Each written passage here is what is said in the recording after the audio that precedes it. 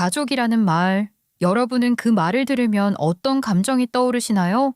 누구에게는 한없이 따뜻하고 포근한 단어일 수 있지만 어떤 이들에게는 그 어떤 것보다 더 차갑고 무서운 단어일 수도 있어요. 가족이란 건 참으로 다양하고 복합적인 거라 겉으로는 멀쩡해 보이지만 사실은 그 속에서 꾹꾹 눌러 담은 상처와 두려움이 끓고 있는 경우도 있죠. 오늘 저는 상상도 못했던 일들이 폭발했던 저희 가족의 이야기를 들려드리려고 합니다. 반전의 반전이 꼬리를 물고 이어지는 이야기이니 꼭 끝까지 들어주세요. 어릴 적 저는 여기저기 많은 외국을 다니며 자랐어요. 아빠의 사업 때문에 인도네시아, 필리핀, 중국을 오가며 지냈고 그 나라에 적응될 만하면 또 짐을 싸야 했죠. 어떤 사람은 여행 다니듯 살았다고 부러워할지도 모르겠지만 제게 그건 늘 친해질만 하면 어김없이 친구를 떠나야 하는 기억이었고 어디서든 낯선 얼굴로 시작해야 했던 삶이었어요. 다음 달에 또 이사 가? 벌써? 이번에는 조금만 참자. 다음엔 좀 오래 있을 수 있을지도 모르잖니. 매번 그렇게 말하면서 금방 떠났잖아. 바쁜 부모님 때문에 저는 혼자 국제학교에 다니며 적응해야 했어요. 처음엔 신기했던 외국 생활도 시간이 갈수록 버겁기만 했어요. 정을 붙일 새도 없이 학교를 옮겨야 했고 친구들도 오래 가지 않았어요. 제 자리는 어디에도 없는 것 같았고 늘 외로웠어요. 물론 좋은 점도 있었죠. 다양한 나라에서 다양한 언어를 접하다 보니 자연스럽게 익숙해졌고 그 덕분에 지금은 몇 개 국어를 자유롭게 할 수 있었으니까요. 그건 분명 제 무기고 결국 그 무기로 지금 다국적 제약회사에 취업도 하게 됐죠. 하지만 지금에야 그렇게 추억처럼 말할 수 있지만 그때는 진짜 힘들었어요. 한창 예민한 시기 친구들에게 조용히 작별 인사하고 빈 교실을 혼자 정리할 때마다 왜 제 삶은 이렇게 떠돌기만 해야 하나 싶었거든요. 고등학생이 되면서 그 회의감은 더 깊어졌어요. 어릴 땐 어쩔 수 없이 따라갔지만 어느 순간부터는 제 삶이 이대로 흘러도 괜찮은 건지 생각이 들기 시작했어요. 그래서 어느 날 부모님께 말했어요. 나는 한국에서 대학 다닐 생각이야. 더는 이 나라 저 나라 떠도는 거 하고 싶지 않아. 무슨 소리야. 혼자 한국에서 지내겠다니? 우리랑 떨어져서 어떻게 살아? 그동안은 엄마 아빠 뜻에 따라 살았지만 이제는 내가 선택도 하고 싶어. 나 좀 있으면 성인이잖아. 내 힘으로 살아볼게. 그니까 허락해줘. 처음엔 많이 반대하셨지만 제가 끝까지 밀어붙이자 결국 부모님은 허락하셨어요. 저는 처음으로 제 선택으로 새로운 시작을 하게 됐고 한국에서 대학 생활을 시작했어요. 그때부터 저는 조금씩 안정감을 느끼기 시작했어요. 떠돌지 않아도 되는 일상, 같은 공간에서 관계를 이어나갈 수 있다는 사실이 저를 굉장히 편하게 만들었죠. 대학 시절 저는 다양한 활동을 했어요. 봉사활동이나 대외활동, 동아리 생활도 해보고 학과 프로젝트로 외국 기업과 협업하며 실무도 경험했어요.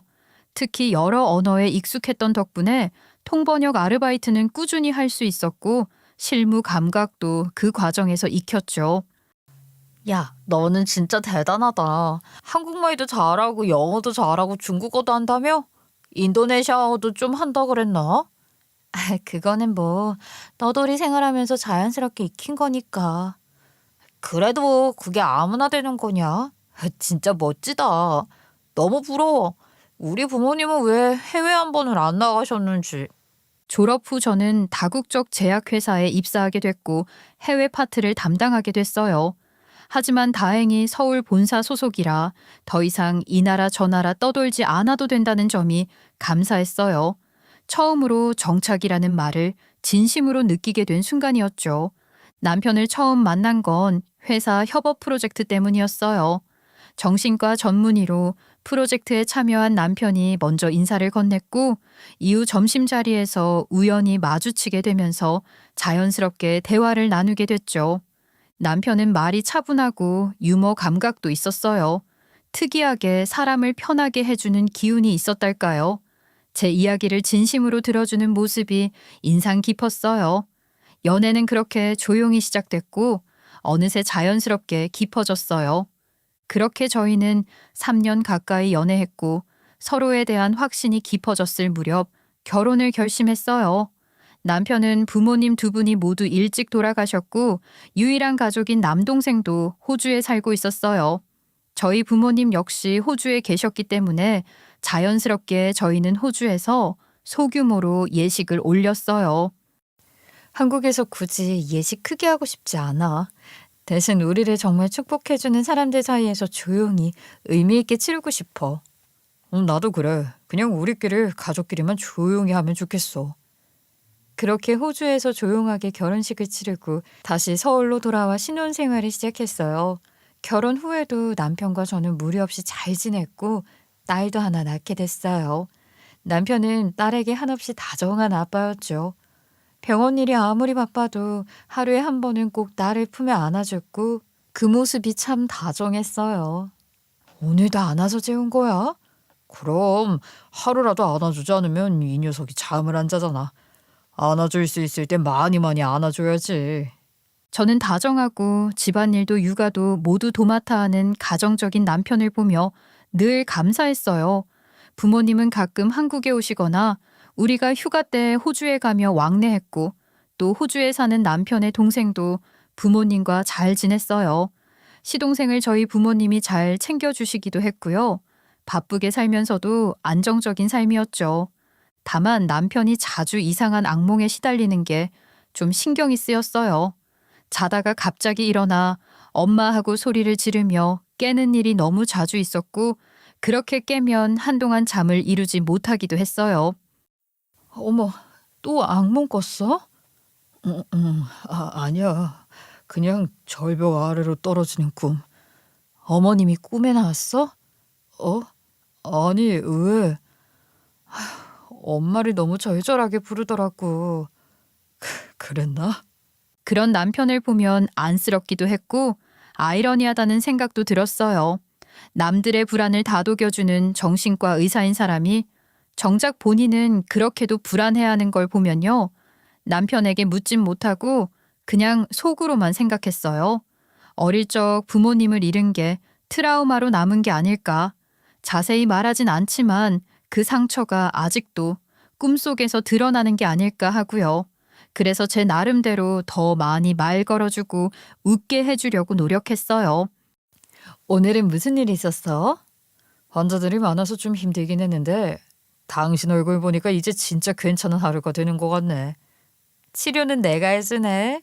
아유, 정신과 의사도 아내 덕 좀 보네. 그럼 당신이 내 의사고 간호사고 약이잖아. 그렇게 웃으며 하루를 마무리하는 게 저희 일상이었어요. 평범했지만 그게 얼마나 소중한 건지 매일 느끼며 살았어요. 저희의 결혼 생활은 말 그대로 평화 그 자체였죠. 누구나 부부싸움 한 번쯤은 한다고들 하지만 저희는 정말 그 흔한 고성 한 번 주고받은 적이 없었거든요. 성격도 잘 맞았고 서로 말도 잘 통했고 상대가 뭘 싫어하는지 민감하게 살필 줄 아는 배려심도 있었어요. 제가 힘들어 보이면 남편은 먼저 물어봐 줬고 남편이 피곤해 보이면 저는 말없이 등을 토닥여 주곤 했어요. 물론 그 평온함이 얼마나 쉽게 깨질 수 있는 건지 그때는 아직 몰랐지만요. 그랬던 저희 사이에 처음으로 큰 다툼이 생겼고 그 시작은 너무나 사소했어요. 회사 동료가 SNS에 올린 사진 한 장으로 시작된 일이었죠. 그 사진은 제 후임으로 들어온 신입 남직원과 함께 찍힌 사진이었어요. 그 친구는 저처럼 어릴 적부터 외국 생활을 오래 했고 저보다는 한국어가 훨씬 서툴렀어요. 저는 그런 그 친구가 안쓰럽기도 하고 예전 제 모습이 떠올라서 스스로 멘토를 자처한 상황이었죠. 점심시간엔 업무 얘기를 더 쉽게 풀어 설명해줬고 번역해야 할 문서가 있으면 제가 먼저 도와줬어요. 그러다 보니 자연스레 붙어 다니는 모습이 많았고 동료들도 그걸 알고 있었죠. 그런데 문제는 어느 날 회식 자리에서 찍힌 한 장의 사진이었어요. 그 사진엔 제가 그 친구에게 뭔가 설명해주고 있었고 마침 사진각도 탓에 왜곡이 생겨 아주 묘하게 얼굴을 가까이 대고 있는 듯한 분위기를 연출한 거예요. 거기다 사진을 올린 동료가 장난으로 연상연하 커플 바이브 같은 문구를 달아놨고 그 친구 본인도 우리 캠이 최고하고 하트까지 있는 댓글을 단 거예요. 처음에 그 사진을 보고 남편이 표정이 굳었어요. 저는 그런 줄도 모르고 퇴근하자마자 신나게 아이 이야기를 하고 있었거든요. 오늘 학교 발표회에서 우리 딸이 발표 제일 잘했다니까. 선생님도 박수 2번 더 쳐주셨대. 그래, 그랬구나. 근데 당신 왜 그래? 뭔 일 있었어? 회사에서 그 남자랑 같이 찍힌 사진 봤어. SNS에 올라온 거. 그 말에 저는 순간 무슨 말인지 몰랐어요. 무슨 사진인가 싶었는데 남편이 보여준 화면을 보고서야 기억이 났죠. 왜 그렇게 얼굴이 가까이 대고 있어?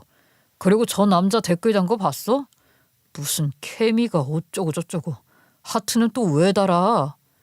아니, 그건 그냥 농담이지. 분위기 살리려고 그런 거잖아. 내가 말했잖아. 그 친구 내 어린 시절 같아서 좀 챙겨줬다고. 아무리 그래도 나는 불쾌하더라. 회사에서 왜 그렇게 붙어 다녀야 해? 붙어 다닌다니? 그리고 대체 무슨 생각을 하는 거야? 그 친구 나보다 8살이나 어려. 완전 어린 신입이라고. 그런 어린애한테 내가 무슨 딴 마음을 품겠어. 그 친구도 나 여자로 안 봐요. 그냥 동질감, 동질 같은 거라고. 하지만 남편의 표정은 풀릴 생각을 안 했어요. 오히려 더 굳어졌고 언성이 점점 올라가기 시작했어요. 그렇게 말하는 건 이해하는데 그런 농담이 나올 정도면 당신이 행동을 그렇게 만든 거 아니냐고. 무슨 행동? 업무 설명해 준 게 죄야? 그런 식으로 몰아가면 나도 억울하지. 사적인 대화를 왜 그렇게 자주 해? 그런 거 자체가 불편하다고. 난 싫어. 당신 진짜 왜 그렇게 예민해? 그 정도도 하지 말라고 하면 내가 사회생활을 어떻게 해? 그렇게 저희는 처음으로 크게 싸웠어요. 둘 다 한 발짝도 물러서지 않았고 결국 서로 등을 돌리고 말았죠. 그날 밤 남편은 거실 소파에서 잠들었고 저는 아이 방에서 혼자 이불을 덮고 누웠어요. 눈물이 나올 줄 알았는데 오히려 속이 답답해서 잠조차 오지 않았어요. 다음날 아침 남편이 먼저 말을 꺼냈어요. 어제는 미안했어. 내가 좀 예민했던 것 같아. 당신이 그런 사람 아닌 건 아는데 내가 좀 그런 부분에 예민해서 그랬나 봐. 괜찮아. 나도 언성이 높아졌던 건 미안해. 근데 솔직히 아직도 좀 신경 쓰이긴 해. 내가 이상한 거야? 그 말에 저는 뭐라 답해야 할지 모르겠더라고요. 화해라고 하기엔 너무 어정쩡한 말이었고 완전히 풀렸다고 보기도 어려웠어요. 그냥 그날 이후로 우리 마음 한켠엔 조심스레 금이 가기 시작했던 것 같아요. 겉으론 아무 일 없던 것처럼 흘러갔지만 그 균열은 분명히 남아있었고요. 그러다 며칠 뒤였어요. 주말이었고 아이가 유치원 과제를 한다고 방에 여기저기 펼쳐놓은 색종이랑 스케치북을 정리하던 중이었어요. 침대 밑에 굴러들어간 크레파스를 찾으려고 고개를 숙였는데 낯선 물체가 보였어요. 조그맣고 동그란 렌즈가 달린 기계였는데 보자마자 직감했어요. 홈캠이었어요. 순간 소름이 끼쳤고 그것만이 아니란 생각이 들었어요. 그래서 거실, 현관, 복도, 부부 침실 근처까지 확인했죠. 모두 같은 브랜드의 캠이 설치돼 있었어요. 깔끔하게 벽지색과 어우러지게 배치돼 있어서 그동안 알아차리지 못했던 것뿐이었죠. 너무 놀라서 저는 바로 남편의 태블릿을 찾았어요. 다행히 비밀번호는 바꾸지 않았더라고요. 태블릿을 켜자 홈캠 어플이 있었고 눌러보는 순간 제 눈앞에서 우리 집의 현재 영상들이 쭉 펼쳐졌어요. 거실, 주방, 복도, 심지어 침실 복도까지 모두 실시간으로 중계되고 있었고 화면 오른쪽엔 지난 녹화 영상들도 남아 있었어요. 숨이 턱 막혔어요. 저는 곧장 남편에게 따졌어요. 이거 뭐야? 왜 나한테 말도 없이 집에 카메라를 이렇게 설치했어? 그거 윤지 때문에 그런 거야.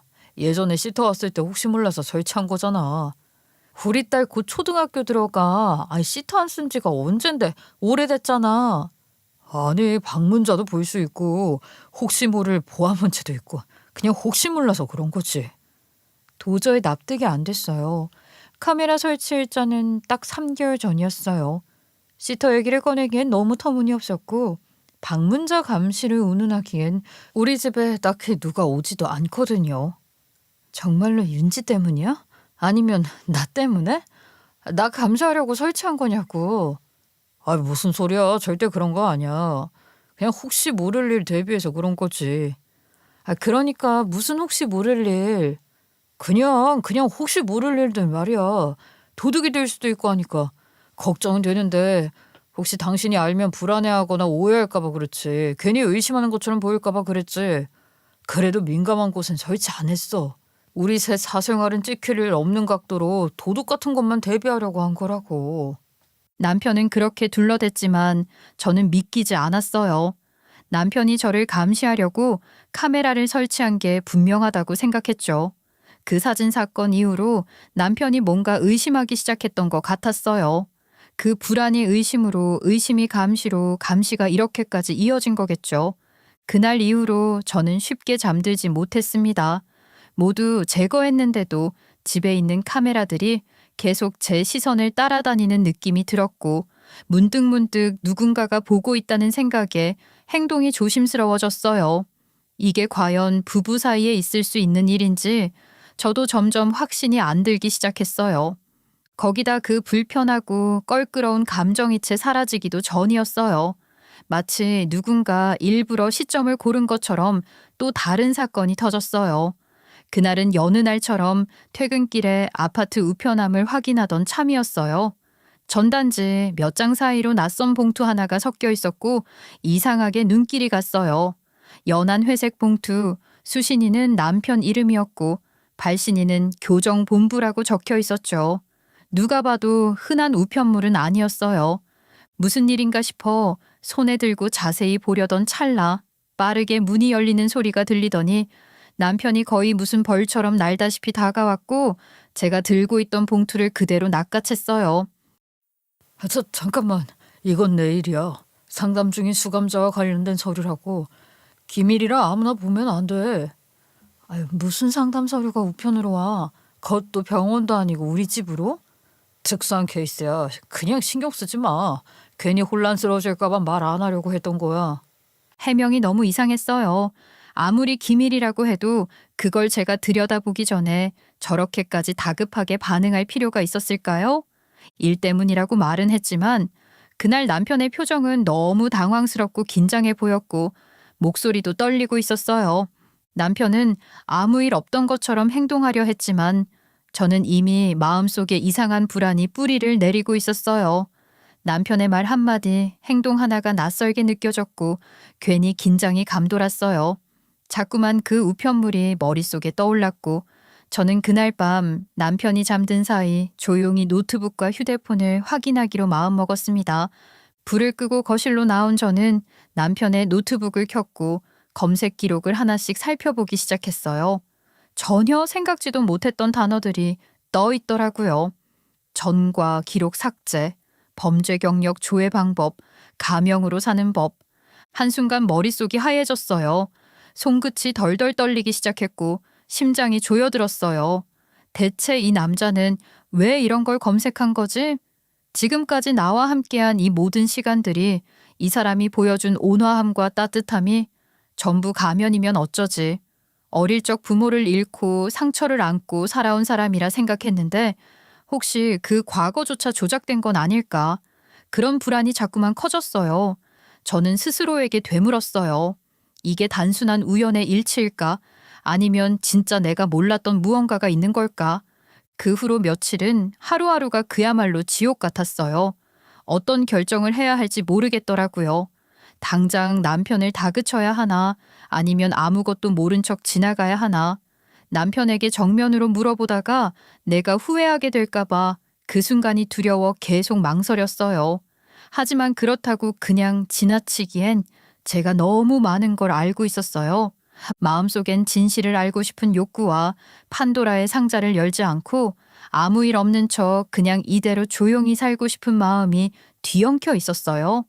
그렇게 스스로도 내 마음을 모르겠는 상태로 몇 주를 보냈습니다. 그런 시간을 보내던 어느 날 저에게도 환한 빛 같은 소식이 찾아왔어요. 바로 저희 부모님이 드디어 호주에서 사업을 정리하고 한국으로 돌아오시게 된 날이 다가온 거였죠. 1년 전부터 그날만을 손꼽아 기다리고 있었어요.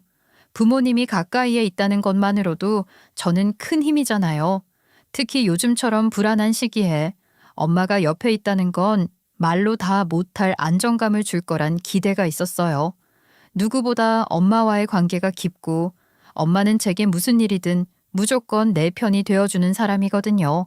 부모님이 한국에 오신 주의 주말이었습니다. 나 이번 주말에 대전 다녀오려고. 엄마 아빠 집에 윤지 데리고 좀 다녀올까 해. 그럼 나도 같이 갈게. 사위가 같이 가는 게 맞지 않나? 당신도? 아니, 당신은 이번 주 병원 일정 많다고 하지 않았어? 그래도 내가 안 가면 안 되지. 결혼 10년 만에 장인 장모님 한국에 정착하신 건데. 순간 저는 멈칫했어요. 저로선 사실 남편에 대한 생각을 정리할 생각으로 다녀오겠다고 한 건데 남편이 함께 가겠다고 나서니까 당황스러웠죠. 그렇다고 뭐라고 말려야 할지 더 모르겠더라고요. 대놓고 당신 오지 마라고 할 수도 없는 노릇이잖아요. 결국 남편과 함께 가게 됐죠. 남편은 저희 부모님께 드릴 선물을 고르느라 며칠을 고민했고 그 모습을 보면서도 제 마음은 무거웠어요. 남편이 뭔가 숨기고 있는 것 같다는 불안은 여전했거든요. 어쩌면 정말 제가 너무 예민한 걸 수도 있고 혹은 저조차도 모르는 엄청난 진실을 코앞에 두고 있을 수도 있었어요. 하지만 어쨌거나 어느 쪽이든 저는 곧 정답을 보게 될 것 같은 예감이 들었어요. 그게 어떤 형태든 간에 온갖 감정이 섞인 채 집을 나서려는데 아이가 느닷없이 체기를 일으켰어요. 토할 것 같다고 울고 배가 아프다며 웅크리고 끙끙 앓았고 저는 부랴부랴 한의원에서 지어둔 체기약이랑 아기용 지압봉, 손 따는 바늘을 찾아내느라 집안을 전쟁터처럼 뒤졌어요. 바늘을 따줄 때도 아이는 우는 통에 손끝은 덜덜 떨렸고 머리는 타들어가는 것 같았어요.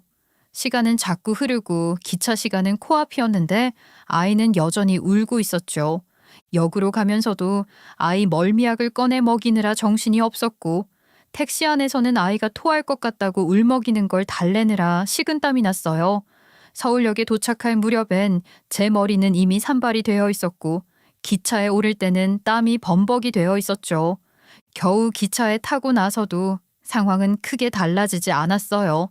아이가 화장실에 가고 싶다고 해서 데려갔다가 구토할까봐 뒷수발 다 하고 얼굴 닦이고 물 마시게 하고 땀난 옷을 벗겨주고 모든 걸 끝낸 뒤에야 저는 제 자리로 돌아와 겨우 숨을 돌릴 수 있었어요. 겨우 정신을 차리고 핸드폰을 꺼내 확인하려던 그 찰나 눈앞에 펼쳐진 화면을 보는 순간 제 온몸에 소름이 쫙 퍼졌어요. 문자 메시지가 100통도 넘게 와 있었고 보낸 사람은 전부 엄마였어요. 수신 시간은 몇 분 간격으로 줄줄이 이어져 있었고 첫 문장은 지금 최서방이랑 같이 있지? 였어요. 그 다음 문자는 지금 기차에서 내려 너무 위험하다. 기차 잠깐 멈출 때 도망쳐. 자세한 건 나중에 말할게. 지금은 그냥 도망쳐야 해. 같은 문장이었고 그 말이 계속 반복되듯 이어져 있었어요. 저는 핸드폰을 든 채 손이 떨려왔고 숨을 가다듬으려 해도 가슴이 쿵쾅대기만 했어요. 여보, 윤지 화장실 또 가려나 봐. 다녀올게. 그래? 내가 데려다 줄까? 아니, 괜찮아. 저는 아이 핑계로 남편에게서 벗어난 뒤 핸드폰을 움켜쥔 채 조용히 자리를 벗어나 칸막이 문을 닫고 핸드폰을 귀에 댄 채 엄마에게 전화를 걸었어요. 신호음이 2번 정도 울리고 바로 통화가 연결이 됐고 수학이 넘어 엄마의 목소리는 평소와는 전혀 달랐죠. 겁에 질린 다급한 목소리였어요. 지금 옆에 아무도 없지? 잘 들어.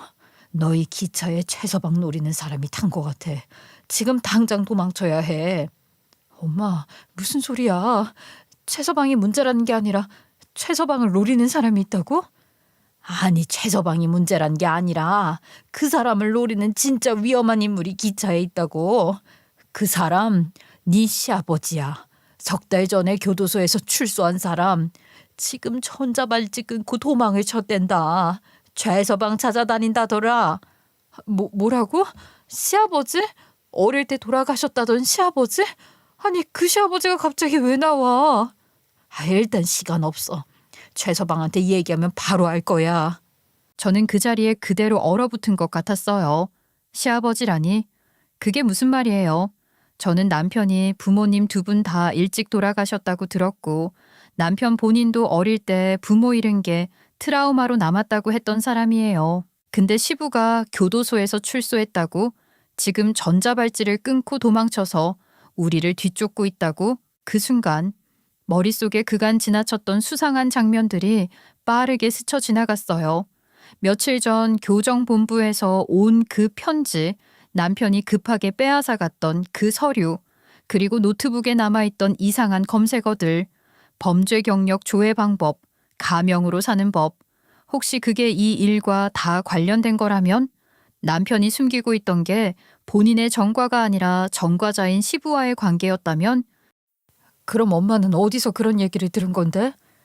지금 설명할 시간 없어 이거사. 기차가 잠깐 다른 역에 정차할 때가 있을 거야. 그때 애 데리고 조용히 내려. 가방은 놔두고 이따 자세히 말해줄게. 통화를 끊자마자 저는 핸드폰을 주먹처럼 쥐고 그 자리에 한참 서 있었어요. 뒷골이 싸늘해졌고 손끝은 여전히 떨리고 있었어요. 그래도 침착해야 했어요. 지금은 아이를 지키는 게 우선이었고 엄마의 말대로 기차가 멈출 순간에 맞춰야 했어요. 저는 최대한 아무렇지 않은 얼굴로 자리로 돌아갔어요. 저는 조심히 남편 팔을 잡고 핸드폰을 내밀었어요. 화면엔 엄마의 문자 일부만 살짝 보여줬고 목소리는 낮게 깔았어요. 여보, 윤지 데리고 화장실 가게 가방은 두고 나중에 살짝 따라와줘. 저는 아이를 데리고 화장실 쪽 통로로 향했고 최대한 자연스럽게 걸어갔어요. 한 칸 앞 통로에서 멈춰 따르라는 채 기다렸어요. 잠시 후 남편이 여보, 윤지 멀미약 먹인다며 여기 놔두고 갔어 하며 저희를 부르듯 연기를 하며 다가왔고 전 눈빛으로 조용히 따라오라는 신호를 보냈죠. 남편은 발걸음을 옮겼고 우리는 세 명이 함께 화장실 근처로 조용히 이동을 했어요. 저는 그 순간 기차가 멈출 다음 역만을 기다리고 있었어요. 대체 어떤 일이 벌어질지, 그 위험한 시아버지라는 사람은 어디쯤 있는지, 머릿속은 점점 복잡해졌고 제 심장은 그때까지 살아오면서 단 한 번도 느껴보지 못한 속도로 뛰고 있었어요. 사람들이 모두 타고 기차가 출발하려는 그 순간 우리는 아이를 안고 뛰어내렸어요. 아이는 멀미 때문에 얼굴이 하얗게 질린 채 제 어깨에 머리를 묻었고 저는 아이의 등을 토닥이며 숨을 고르고 있었어요. 그런데 바로 그때였어요. 남편이 고개를 돌리며 기차 창 쪽을 바라보더니 몸을 굳히고 조용히 입을 열었어요. 저 사람 지금 우리 보고 있어. 뭐? 어디? 저도 무슨 말인가 싶어 눈길을 따라 창 쪽을 봤는데 기차 창문 너머로 한 남자가 우리를 노려보고 있었어요. 기차 안조명이 뒤에서 비쳐서 그림자처럼 보이던 그 얼굴은 분노로 일그러져 있었고 마치 유리를 뚫고 나올 것처럼 두 눈을 부릅뜨고 있었어요.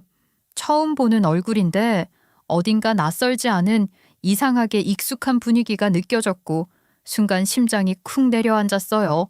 남자는 미친 사람처럼 유리창을 주먹으로 내리치며 소리 없는 비명을 질렀고 그 장면이 그대로 제 눈에 각인됐어요. 그리고 기차는 철컥 소리를 내며 천천히 움직이기 시작했고 얼마 지나지 않아 그 남자의 얼굴은 시야에서 멀어졌어요.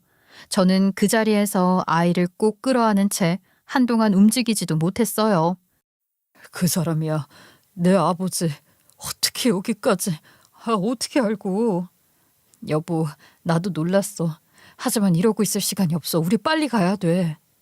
역을 빠져나오자마자 저희는 바로 택시를 탔어요. 남편은 택시 문을 닫자마자 깊은 숨을 내쉬며 아이 머리를 쓰다듬었고 저는 덜덜 떨리는 손으로 아이 손을 꼭 잡았어요. 그리고 떨리는 손으로 휴대폰을 꺼내 엄마에게 전화를 걸었어요. 엄마, 내려왔어. 우리 지금 기차에서 내렸어. 그 사람 진짜 우리 기차에 타 있었어. 잘했어. 정말 잘했어. 지금 다음 역에 경찰 대기 중이란다. 기차 내부 수색 들어갔다고 하더라. 모기 같은 건 안 들고 있었는지는 아직 확인 중이고 일단 너희는 무사한 게 중요해. 어디야 지금? 택시 탔어. 지금 가고 있어. 그래 빨리 와. 문 열어놓고 기다릴게. 아유 진짜 다행이다.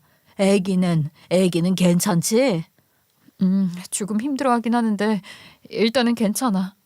근데 엄마 이거 진짜 무슨 일이야? 아까 전화로는 제대로 들을 상황이 아니었어. 도대체 무슨 일이 벌어진 거야? 경은아, 이거는 길게 이야기해야 해. 아마 너도 정신없을 거고 집에 오면 정리해서 다 얘기해 줄 테니까 우선은 너희 셋 다 무사한 게 너무 고맙다. 진짜 너무 다행이야. 전화를 끊고 나서도 머릿속이 멍했어요. 남편은 조용히 창밖을 보고 있었고 저는 아이의 뺨을 쓰다듬으며 깊은 한숨을 쉬었어요. 택시는 빠르게 달리고 있었고 창밖의 풍경은 흐릿하게 지나갔지만 제 머릿속은 복잡하고 무거웠어요. 남편의 시선을 느낄 수 있었고 마주보니 눈가가 젖어 있더라고요. 조금 시간이 지나자 남편이 조심스럽게 다시 입을 열었어요.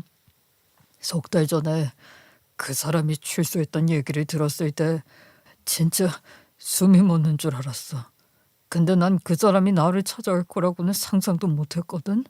내가 그쪽이랑 법적으로 완전히 단절했었고 주소도 다 비공개로 돌렸으니까. 근데 어떻게 알고 찾아낸 건지. 그러면 그때 그 교정본부 서류는 진짜 수감 상담건이 아니었던 거야? 그거 아버지 출소 관련 서류였어. 출소 날짜랑 거주지 정보 같은 거.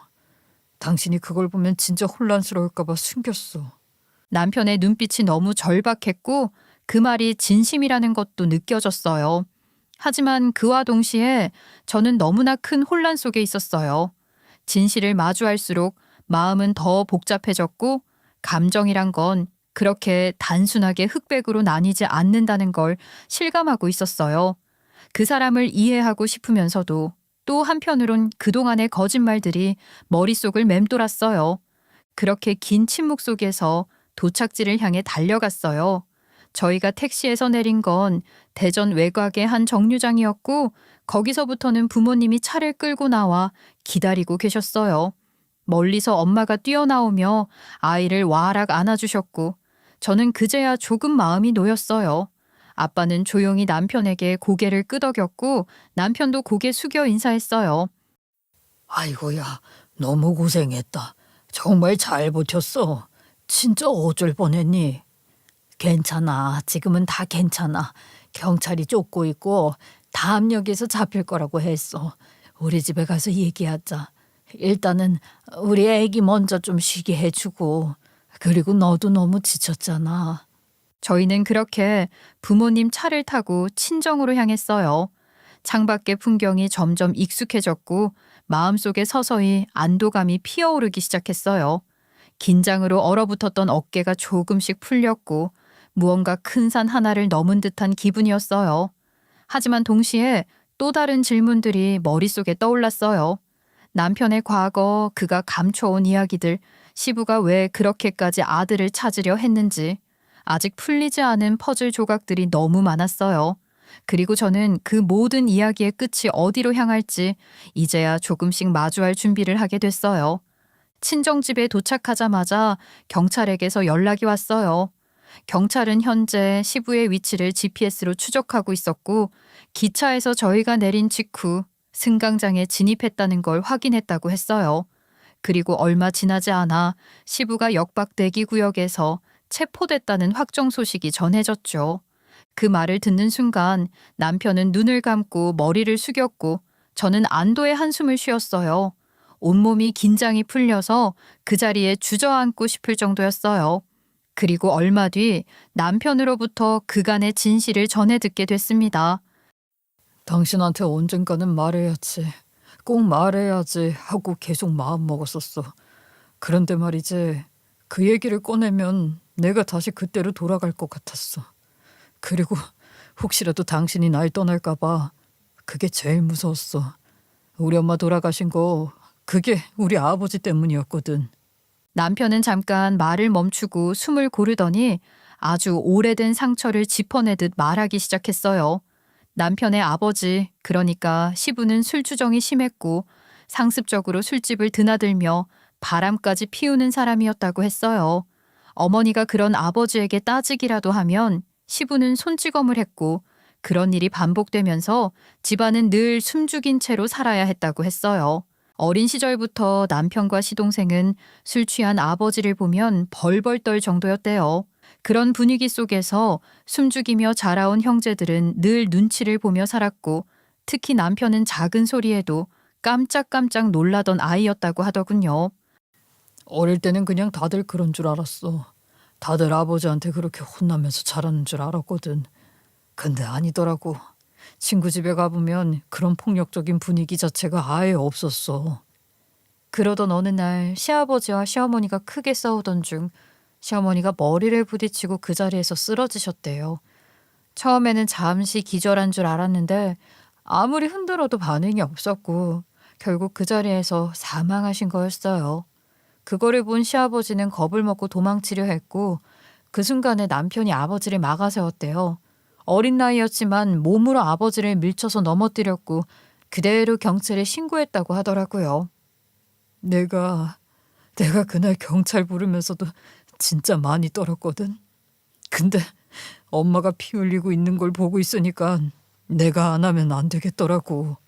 남편은 그 사건 이후 경찰에게 아버지의 그간의 폭력, 바람, 술주정, 손찌검 모두를 있는 그대로 진술했고 결국 아버지는 우발적 사고가 아닌 의도적 폭력에 의한 사망 혐의로 교도소에 가게 됐다고 했어요. 남편은 그때부터 아버지를 마음속에서 지웠다고 했어요. 없다고 치고 살았고 세상에서 그런 사람은 없는 셈 치고 살았다고요. 그 말을 듣는 순간 저는 모든 퍼즐이 맞춰지는 기분이었어요. 술은 입에도 안 대고 불륜이 나오는 드라마만 봐도 채널을 돌리던 남편, 밤에 악몽을 꾸며 우는 남편, 그런 행동들이 그냥 성격인 줄 알았고 과거 이야기를 묻지 않았던 것도 그의 신중함 때문이라고 생각했었는데 그게 아니었어요. 남편은 평생 트라우마 속에서 살고 있었고 그걸 누구에게도 말하지 못한 채 살아왔던 거였습니다. 저는 조용히 남편을 안아줬어요. 말없이 그저 조용히 안아줬어요. 너무도 오랜 시간 혼자서 그 고통을 견뎌온 그에게 지금만큼은 아무 말도 필요 없었어요. 내가 그 사건 이후 정신과 의사가 된 것도 사실 그 영향이야. 어떻게든 이해하고 싶었거든. 왜 그런 일이 벌어졌는지, 왜 그런 아버지가 생겨난 건지. 혹시라도 나도 언젠가 그렇게 될까봐 겁이 났거든. 아니야, 당신은 달라. 절대 그렇게 되지 않아. 아, 참. 그러고 보니 그 카메라 설치도 그럼 그것 때문에? 맞아. 출소일이 다가오는 걸 알았거든. 그리고 그때 당시에 우편으로 보호조치 여부 선택하라고 통보도 왔지. 그때 정말로 패닉이었어. 근데 또 당신한텐 차마 말할 수가 없었어. 괜히 걱정만 시킬까 봐. 그래서 법적으로 모든 관계를 끊어두고 이름도 주소도 다 비공개로 바꾸고 가족관계 등록부도 정리했지. 그러면 못 찾아올 줄 알았는데 그 인간은 끝끝내 우리를 찾아냈네. 정말 미안해. 괜찮아. 이제 와서 뭐라고 해봤자 아무 의미 없어. 중요한 건 지금 우리가 이렇게 무사히 있다는 거니까 당신이 우리를 지키기 위해 한 일들이 나한텐 전부 고마운 마음이야. 그 말을 들은 남편은 잠시 입을 다문 채 저를 바라보더니 천천히 고개를 끄덕였어요. 그리고 처음으로 아주 오랜만에 편안한 얼굴로 미소를 지었어요. 고마워. 당신이 있어서 내가 살아갈 수 있는 거야.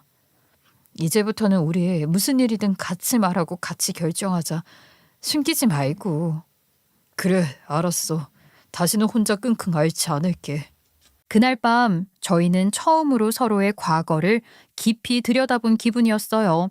남편이 숨겨왔던 진실, 그 속에 담긴 상처와 고통, 그리고 그거를 감추며 살아왔던 무게까지 모두 전해졌어요. 저는 남편이 그렇게 살아왔다는 걸 알게 되자 오히려 더 단단해지는 느낌이 들었어요. 그리고 남편이 저희를 지킨 것처럼 앞으로는 제가 그를 지켜야겠다고 마음먹었어요. 남편이 혼자 끌어안고 살아왔던 어둠을 이제는 제 손으로 걷어줘야 할 시간이었어요. 그리고 그 밤 저희 부부는 오래도록 손을 놓지 않았어요. 처음으로 서로를 진심으로 마주본 밤이었고 처음으로 두려움 없이 감정을 내보인 시간이었어요. 그동안은 서로를 배려한답시고 말하지 않고 넘겼던 것들이 이제야 제자리를 찾아가는 기분이었죠. 한편 다음 날 경찰은 시부의 가방 안에서 무시무시한 물건과 두툼한 현금 다발, 위조된 신분증, 그리고 놀랍게도 저희 집 주소가 정리되어 적힌 노트를 발견했다고 했어요. 게다가 체포 당시 시부가 경찰에게 한 말은 한마디로 전율을 일으키기에 충분했어요. 내 인생 망쳐놓은 놈한테 복수하러 온 거였다. 그 한 문장이 그 사람이 저희 가족에게 얼마나 큰 악의를 품고 있었는지 그대로 보여주는 말이었죠. 이미 그런 것까지 신문에 둘둘 말아가지고 있었다는 거면 작정을 하고 온 거였던 거야. 그냥 위협이 아니라 실제로 해를 끼치려 했던 거라고. 아, 소름 끼쳐. 아니, 어떻게 자기 자식한테. 저는 손을 떨며 가슴을 움켜쥐었고 옆에 있던 남편은 말없이 손으로 자신의 무릎을 꽉 움켜쥔 채 한참을 가만히 있었어요. 그러다 조용히 고개를 들더니 단호한 눈빛으로 말했어요. 접견 신청할게. 내가 가서 직접 마주할 거야.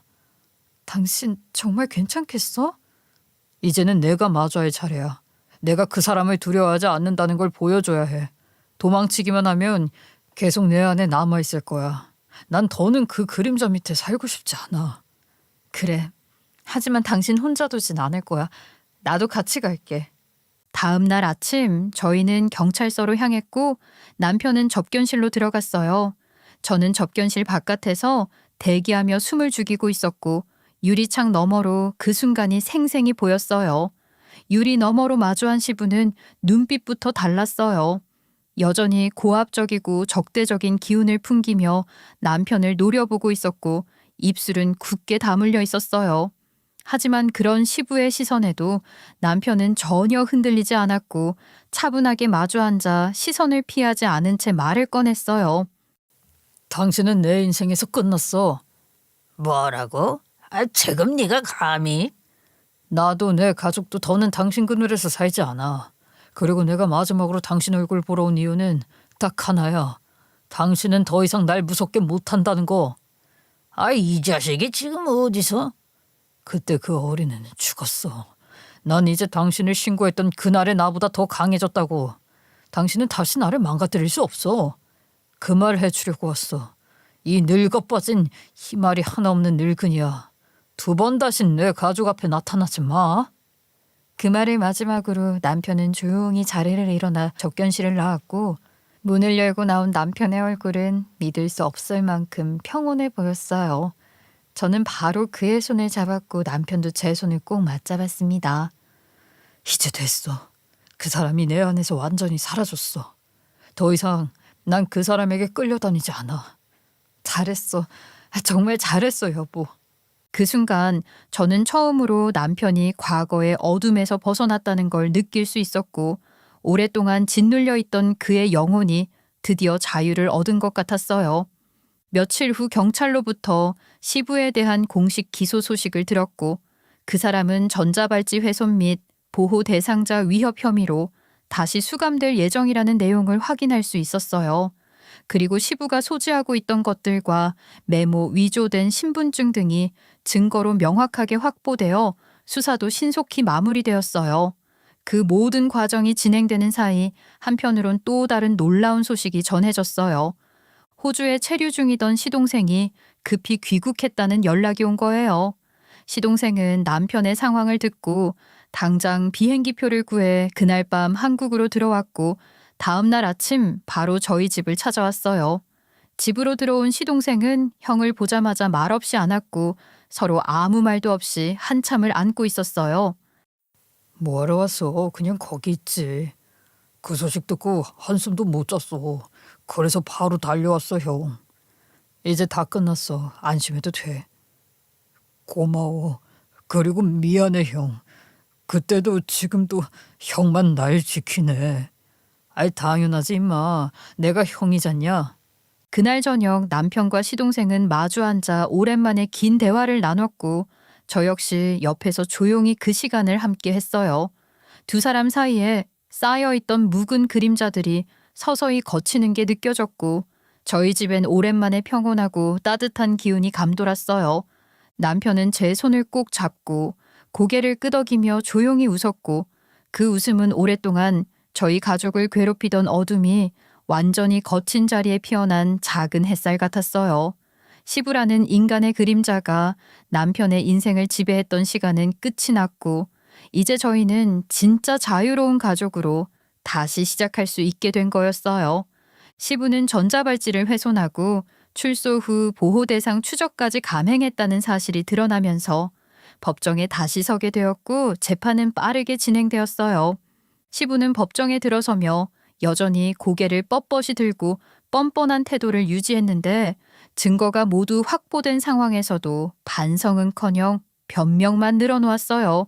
심지어 최후 진술 때는 어이없는 말을 내뱉었죠. 다 내 덕에 밥 먹고 산 놈들인데 은혜를 원수로 갚았잖아.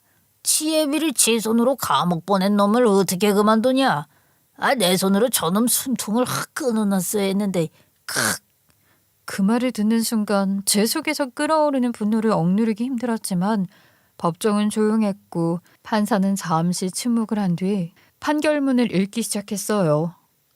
피해자 가족은 수년간 피고인의 폭력과 협박, 공포 속에 살아왔으며 출소 이후에도 그 위협은 이어졌습니다. 반성 없는 태도, 반복되는 범행, 피해자 가족의 정신적 피해 등을 고려할 때 실형은 불가피합니다. 그렇게 시부는 가중처벌을 받아 중형을 선고받았고 다시 교도소로 수감되었어요. 손에는 수갑이 채워졌고 고개는 여전히 뻣뻣이 들려 있었지만 그 얼굴에서는 더 이상 이전의 기색을 찾을 수 없었어요. 그 순간 저는 확신했어요. 이제 정말 끝났다고요. 그 인간은 다시는 우리 앞에 나타나지 못할 거라고요. 그날 이후 남편은 조금씩 달라지기 시작했어요. 이전에는 밤마다 악몽에 시달리곤 했고 자다 일어나 혼자 숨을 몰아쉬며 눈물을 삼키던 일이 일상이었지만 그런 모습이 싹 사라졌어요.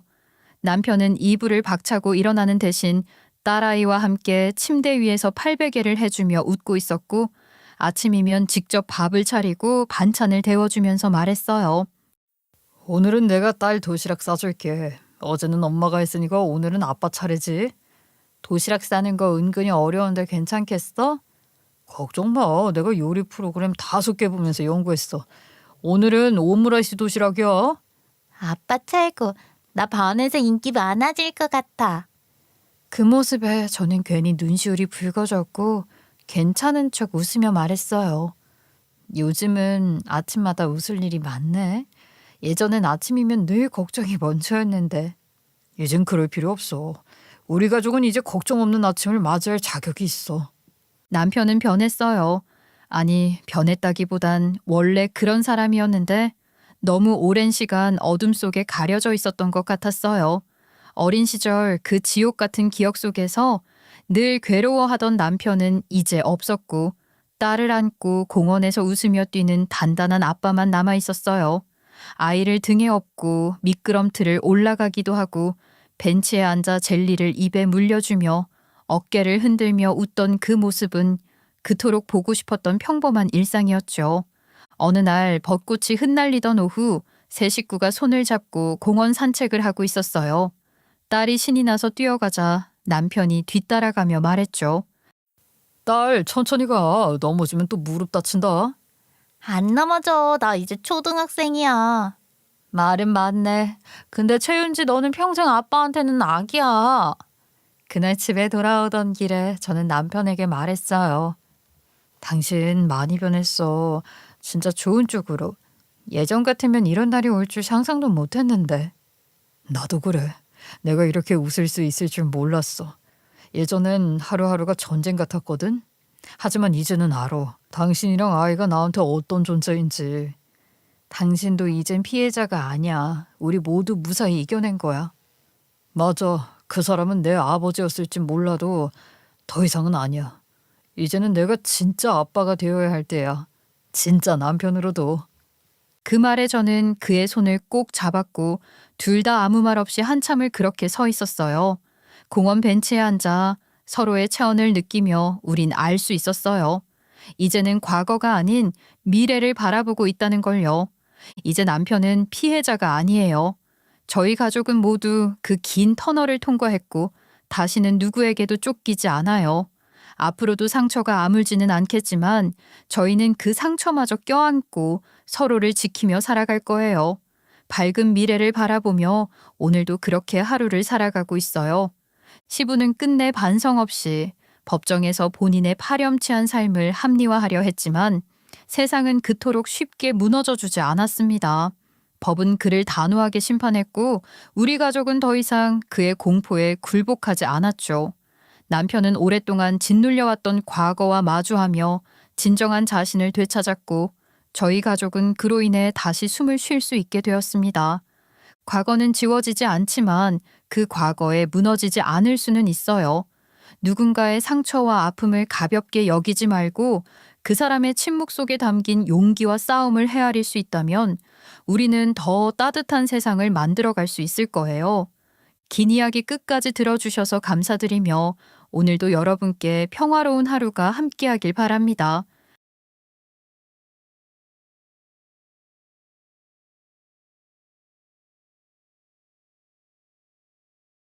안녕하세요. 저는 서울 사는 30대 양홍지라고 해요. 여러분 라면 좋아하세요? 저도 라면 참 좋아했거든요. 그런데 이제 저희 집은 라면이라는 말만 들어도 괜히 움찔하는 집이 되어버렸습니다. 웃기게도 라면이 단순한 음식이 아니라 저를 향한 노골적인 무시의 상징이었거든요. 하지만 저는 세상에 공짜 호의가 없듯이 공짜 모욕도 없다는 걸 보여줄 차례였습니다. 지금부터 그 값을 지불하는 이야기 들려드릴게요. 저희 집은 딱히 부족한 것도 없고 또 그렇다고 남부럽게 잘난 것도 없는 그야말로 중산층 평범한 집이었습니다. 그런데 특별한 점이 있다면 외갓집이 좀 재력이 있다 보니 동네 사람들 사이에선 좀 잘 사는 집으로 보였던 것 같아요. 사실은 외가에서 받은 건 하나도 없었고요. 부모님이 직접 벌어오는 돈으로만 생활했는데도 말이죠. 남들이 보기엔 그래 보였나 봐요. 그렇다고 해서 제가 무슨 은수저라도 물고 태어난 줄 아시면 곤란해요. 다른 친구들보다 용돈 더 받는 것도 아니었고 오히려 학원비며 뭐며 다 아빠 월급에서 빠져나가서 쪼들리는 건 매한가지였거든요. 엄마도 이것저것 해보려 애썼지만 결국은 아빠 월급이 주축이었던 거죠. 그래서인지 저는 남들한테 괜히 무시당하면 더 발끈하는 스타일로 컸던 것 같아요. 초등학교 때요, 준비물 같은 걸 애들이 자꾸 제 걸 빼서 쓰는 거예요. 연필이나 풀, 가위 같은 거요.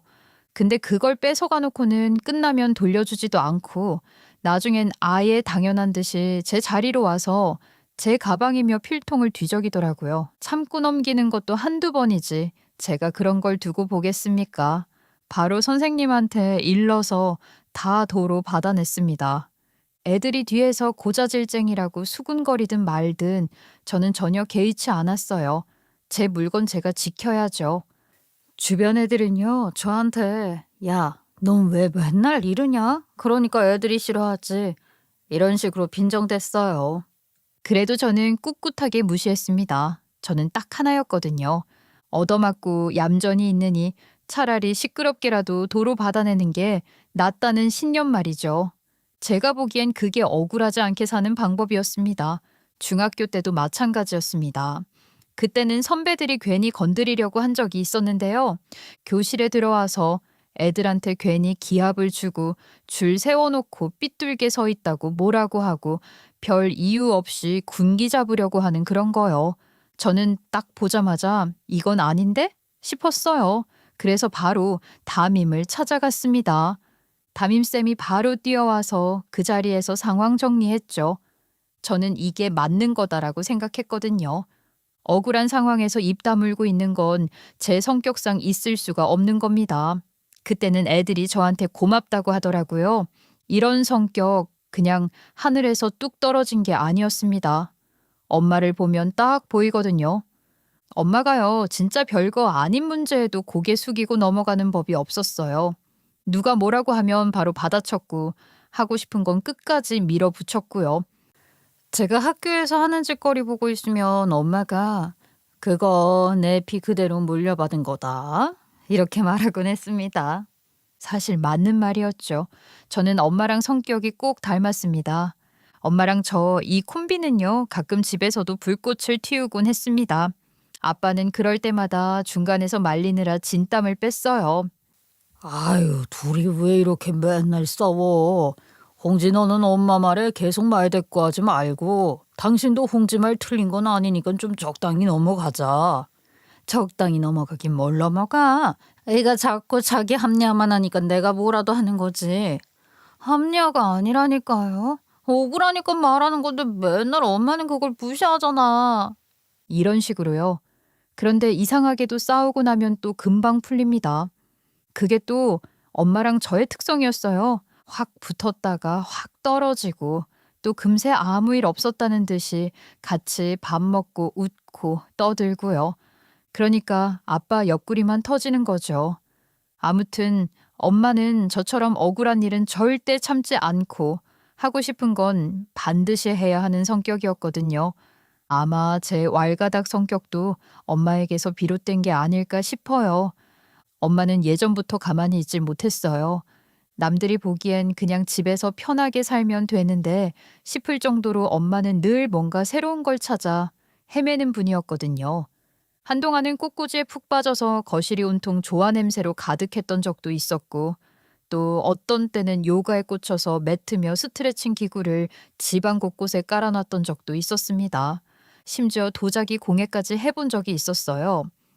처음에는 다들 이번엔 뭘 하시려나 하면서 웃고 말았지만 결국은 늘 똑같았습니다. 시작은 거창했는데 몇 달 지나면 시들해지고 장비는 창고에 밀려나 버리는 거예요. 그래서 이번에 엄마가 갑자기 나 브런치 카페 차려야겠어 라고 했을 때 저희 가족은 그저 또 시작이구나 싶었습니다. 아빠는 신문 보던 손에 탁 내려놓고는 한숨을 쉬셨어요. 그리고 동생은 엄마 또? 하면서 대놓고 웃음을 터뜨렸어요. 저도 별다를 바 없었지요. 엄마, 이번엔 카페야? 갑자기 이번엔 왜 그런 생각을 했대? 이번엔 다른 때보다 스케일이 좀 큰걸? 왜? 카페가 어때서? 내가 저번에 친구 집에 놀러 갔다가 걔네 집 앞에 있는 개인 카페에 들어갔었거든. 근데 거기 인테리어도 너무 좋고 브런치도 너무 맛있더라. 사장님 보니까 나랑 나이도 별로 차이도 안 나던데 너무 좋아 보였어. 여보, 나이가 몇인데 뭔 이제 와서 사업을 한다고 그래. 당신 뭐 배우기만 했지 장사도 안 해봤잖아. 어마마, 나이가 무슨 상관이래? 당신은 나이 먹었다고 진짜 늙은이처럼 살 거야. 늦었다고 생각할 때가 가장 빠르다는 말도 몰라? 이런 말들이 오갔지만 솔직히 저희도 다 알고 있었어요. 엄마는 말린다고 안 멈추는 사람이라는 걸요. 오히려 말리면 더 오기 부려서 끝까지 밀어붙이는 성격이라 차라리 내버려 두는 게 낫다는 걸 저희는 이미 수없이 경험했거든요. 그런데 이번에는 저희 예상을 보기 좋게 빗나갔습니다. 엄마가 단순히 말만 한 게 아니라 정말 행동으로 옮기신 거예요. 자기 카페를 차리기 전에 미리 시스템을 익혀야겠다면서 동네 브런치 카페에 알바를 들어가셨습니다. 그것도 50대 중반의 나이에 아르바이트를 구하신 것도 진짜 대단하시지 않나요? 처음에는 다들 설마 진짜로? 했는데 엄마는 이력서를 내고 면접을 보고 결국 당당히 앞치마를 두르고 가게에 서 계셨어요. 돈이 궁해서 나간 것도 아니고 단순히 경험을 쌓고 싶어서였다는 게 더 놀라웠습니다. 엄마는 늘 그랬어요. 직접 몸으로 겪어봐야 직성이 풀리는 사람이었거든요. 일을 시작하고 난 뒤에는 하루하루가 새롭다는 듯 저희 가족한테 이것저것 떠들어 주셨어요. 오늘 샐러드 플레이팅 하는 거 배웠는데 이게 은근히 미술 감각이 있어야 하더라고. 그냥 접시에 담아내는 게 아니라 색조화 맞춘 게 중요해. 또 내가 꽃꽂이를 배웠던 게 이렇게 빛을 발하는 거 아니겠니? 엄마, 그게 그렇게 재밌어? 하루 종일 서 있고 손님들 상대도 해야 하는데 힘들지 않아? 아유, 당연히 힘들지. 종일 서 있다 보면 종아리가 퉁퉁 붓고 진상 손님이라도 만나면 속은 터지는데 참아야 되잖니. 근데 말이다. 그 힘든 거 다 겪어도 결국은 재미가 더 커. 나이 50 넘어서 이런 경험 또 어디서 해보겠니? 그래도 엄마는 원래 집에서 편하게 사셔도 되는 분인데 왜 굳이 이렇게 몸을 고생시키면서까지 뛰어들어야 하냐는 거지. 나 같으면 벌써 관두고 드라마 보면서 과자 뜯고 앉아있을 것 같은데.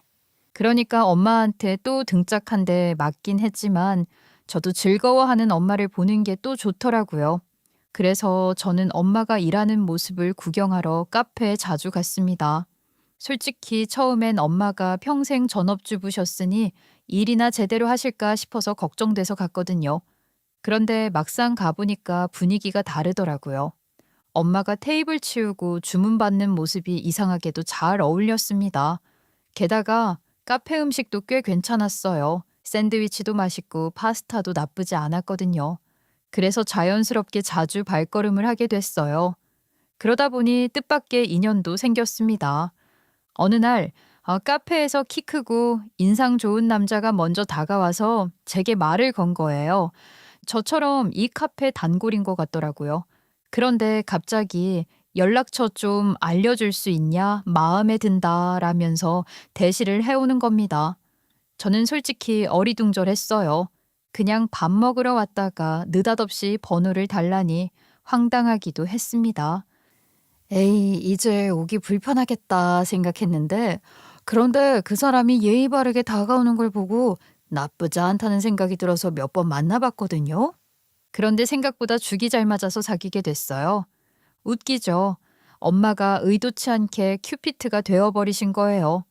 그런데 나중에 알고 보니 그 사람이 엄마가 일하는 그 브런치 카페 사장의 아들이었던 겁니다. 순간 머릿속이 복잡해졌습니다. 엄마가 일하는 사장 아들이라니 괜히 얽히면 복잡해질 수 있겠는데 이런 생각이 들었거든요. 그래서 집에 와서 엄마한테 털어놨습니다. 엄마, 나 사실 그 카페 사장 아들이랑 사귀게 됐어. 아이, 뭐라고? 카페 사장 아들이랑 사귄다고? 아이고, 어쩌다가 그렇게 된 거야?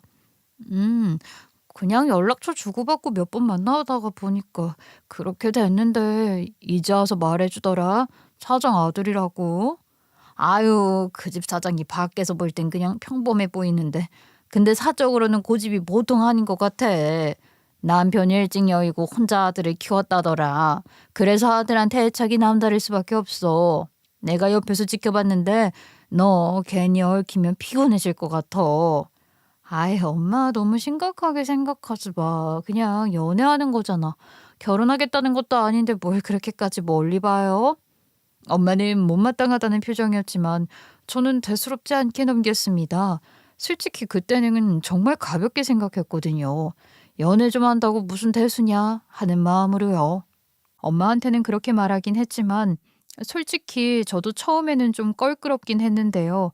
막상 만나고 보니까 별로 엄마들 얘기를 많이 하는 것도 아니고 마주칠 일도 없으니 그런 머쓱함은 별로 없더라고요. 저희가 일부러 엄마들 일하시는 가게에 많이 안 찾아가기도 했지만요. 게다가 그 남자, 그러니까 지금 제 남편은 정말 괜찮은 사람이었어요. 기본적으로 성실했고 제가 뭘 좋아하는지 세심하게 챙기려고 했습니다. 예를 들어 제가 조금이라도 피곤한 기색을 보이면 굳이 멀리 가지 않고 바로 근처 카페에 들어가서 시간 보내자고 하거나 데이트할 때도 제 기분을 먼저 물어보고 제가 싫어하는 건 일부러 피하려고 했어요. 홍재야, 너 요즘 피곤하다 했잖아. 이번 주말엔 그냥 산책이나 할까? 굳이 안 그래도 되는데 보고 싶은 영화 있다며 그거 보러 가자. 괜찮아. 아니야, 내 생각에 너 보다가 좋을 것 같아. 이번엔 그냥 밥 먹고 들어가서 쉬자. 이런 식으로 자잘한 부분까지 배려하려는 모습이 보였어요. 그래서인지 연애 초반에도 금방 정이 깊어졌습니다. 짧은 시간이었지만 저희는 서로에 대해 충분히 매력을 느꼈고요. 어느 순간 결혼 이야기까지 자연스럽게 오갔어요. 솔직히 남편이 눈치 없는 구석이 조금 있긴 했거든요. 분위기 파악을 못해서 동문서답할 때도 있었고요. 그 순수 악이라고 해야 하나. 눈치 없이 사람 속 긁을 때도 있긴 했지만 그런데도 한 가지는 분명했어요. 저를 진심으로 사랑한다는 거, 평생 함께하고 싶어 한다는 거였습니다. 저 역시 그 마음이 전해졌고 이런 사람을 놓칠 이유가 없다는 확신이 생겼어요. 그래서 저희는 결혼을 약속했어요. 처음 만날 때만 해도 엄마한테 그냥 연애하는 거다 했던 게 다 괜한 말이 됐네요. 그리고 이 소식을 들은 엄마가 가장 먼저 움직였습니다. 엄마는 예비 사돈이랑 한 가게에서 계속 얼굴 보는 게 부담스럽다면서 카페 알바를 그만두겠다고 선언했어요. 이거 그러게 내가 뭘 했어. 그럼 이제 곧 사돈 될지도 모르는데 일할 때 얼마나 머쓱할까. 아유, 어색할 것 같아서 차라리 그만두는 게 낫겠다. 정리하고 나올 생각하니까 차라리 나도 속 편하네. 엄마, 진짜 괜찮아? 나 때문에 억지로 그만두는 거 아니야? 아니야. 어차피 오래 하려고 시작한 건 아니었어. 경험 쌓는 건 충분히 했으니까 이제 됐지 뭐. 엄마는 깔끔하게 정리하는 성격이라 퇴사 날짜까지 딱 맞춰 잡고 예비 시모, 그러니까 엄마 가게 사장에게 미리 알렸고요. 2주 뒤쯤 그만두겠다고 말했는데 바로 그때부터 예비 시모의 태도가 눈에 띄게 변했다는 거예요. 그 전까지만 해도 그냥 무난하게 대하던 사람이었는데 갑자기 엄마를 노골적으로 부려먹기 시작했다는 겁니다. 마치 이제 곧 나갈 사람인데 마지막까지 부려먹어야지 하는 속셈처럼요. 예를 들면 주문을 본인이 잘못 받아놓고도 엄마를 불러서 확인 안 했다고 뭐라 하질 않나? 멀쩡한 주방을 문제 삼으면서 닦으라 하고 심지어는 평소엔 시키지도 않던 가게 외부 청소까지 시킨다지 뭐예요. 저는 엄마가 그 얘기를 집에 와서 풀어놓는 걸 들으면서 속이 뒤집히더라고요. 아유, 오늘도 황당하더라. 자기가 주문 잘못 받아놓고는 나한테 뭐라고 하는 거야. 내가 확인 안 했다나? 내가 왜 그걸 뒤집어 쓰냐고. 엄마, 그럼 그냥 뭐라고 하자 그랬어? 아휴, 곧 사돈 될 사이인데 내가 뭘 또 시끄럽게 만들면 괜히 너만 곤란해질까 봐 꾹 참았지. 아니, 예비시 뭐 아니냐. 아유, 그거랑 뭔 상관이야. 엄마 평생 참지도 않으면서 왜 소극적으로 구셔? 그 사람이 잘못한 건데. 얘는 예비 시어머니한테 그 사람이 또 뭐니? 그리고 내가 넌 줄 알아? 엄마는 너처럼 그렇게 욱하는 사람은 아니다. 뭐라고? 이보세요, 문숙희 여사님. 내가 리틀 문숙희야. 왜 이러셔? 엄마가 평소 성격 같았으면 벌써 맞받아쳤을 사람이었어요. 그런데 이번엔 제 생각을 해서 그냥 넘어갔다는 게 오히려 제 화를 더 끓게 만들더라고요. 괜히 저 때문에 엄마가 그런 대우를 받는다는 게 속이 터지잖아요. 그런데 문제는요, 그 일이 끝이 아니었다는 거예요. 결국 얼마 지나지 않아 진짜 한판 붙을 일이 터져버렸어요. 엄마는 평소 주중에는 오후 2시까지만 일하는 계약이었거든요. 손님이 많을 때는 좀 더 서 있기도 했지만 기본적으로는 그 시간에 마무리하고 퇴근해서 오후에 시간이 여유로운 편이었죠. 그래서 어느 날은 제가 아빠랑 남동생을 데리고 엄마 퇴근 시간에 맞춰 그 카페를 찾았습니다. 엄마도 이제 곧 일을 그만둘 텐데 아빠랑 동생이 그 전에 한번 가보고 싶다고 했거든요. 그래서 나름 단골까지 됐었던 제가 두 사람 데리고 엄마 일하시는 그 예비 시모 가게를 찾아가게 된 거예요. 그래서 엄마 퇴근하면 저희 넷이 모여서 같이 차도 마시고 간단히 식사도 하기에 딱 좋은 시간이잖아요. 엄마도 퇴근 후에는 우리랑 똑같이 손님 자격으로 앉아 있어도 아무 문제 없고요. 저희는 창가 쪽 자리로 가서 앉았고 엄마도 당연히 옆자리에 앉으셨어요. 그리고 메뉴를 이것저것 시켰습니다. 샌드위치, 파스타, 음료 여러 장가지 꽤 많이 주문했어요. 사실 엄마가 일하는 가게라서 괜히 더 주문한 것도 있었습니다. 그런데 하필이면 저희랑 거의 동시에 다른 두 팀도 들어왔어요. 그래서 주문이 한꺼번에 몰린 거죠. 엄마는 이미 앞치마도 벗었고 계산까지 마친 상태라 퇴근이 분명했습니다. 그런데 주문량이 많아지자 예비 시모가 슬슬 불편한 기색을 보이더니 갑자기 엄마를 향해 손짓을 하는 겁니다. 마치 일어나서 좀 거들어라라는 식으로 손을 흔드는 거였어요. 엄마가 잠시 눈치를 보다가 일어서려고 하시길래 제가 곧장 막았습니다. 엄마, 퇴근했잖아. 우리랑 똑같은 손님이야. 그냥 앉아 있어. 사실 저도 아르바이트 해봤으니까 이럴 때는 도의적으로 도와주는 쪽이 마음 편하다는 거 알아요. 그런데 제가 여태까지 들은 것도 있었고 예비 시모가 당연하다는 듯이 엄마를 손짓으로 부르는 게 기분이 너무 나쁜 거예요. 일단 우리 엄마 퇴근한 상태고 도움받고 싶으면 부탁을 하는 게 맞는 거잖아요. 그런데 음식을 돈 주고 시킨 사람한테 일을 하라고. 이건 말이 안 되는 거죠. 엄마는 순간 멈칫했지만 여전히 예비 시모 눈치를 보고 계셨어요. 그런데 그 와중에 예비 시모가 아예 우리 테이블로 직접 다가왔습니다. 그 얼굴에는 은근히 불만이 묻어 있었고 목소리도 딱딱했어요. 주문이 많아서 혼자 하기 힘들다고요. 안 오고 뭐해요? 참나. 아니 예비 며느리 너라도 와서 좀 도와줘라. 그 순간 제 속에서 뭔가가 확 치밀어 올랐습니다. 예비 시어머니가 엄마한테만 그러는 게 아니라 이제는 저까지 끌어들이는 게 아니겠어요?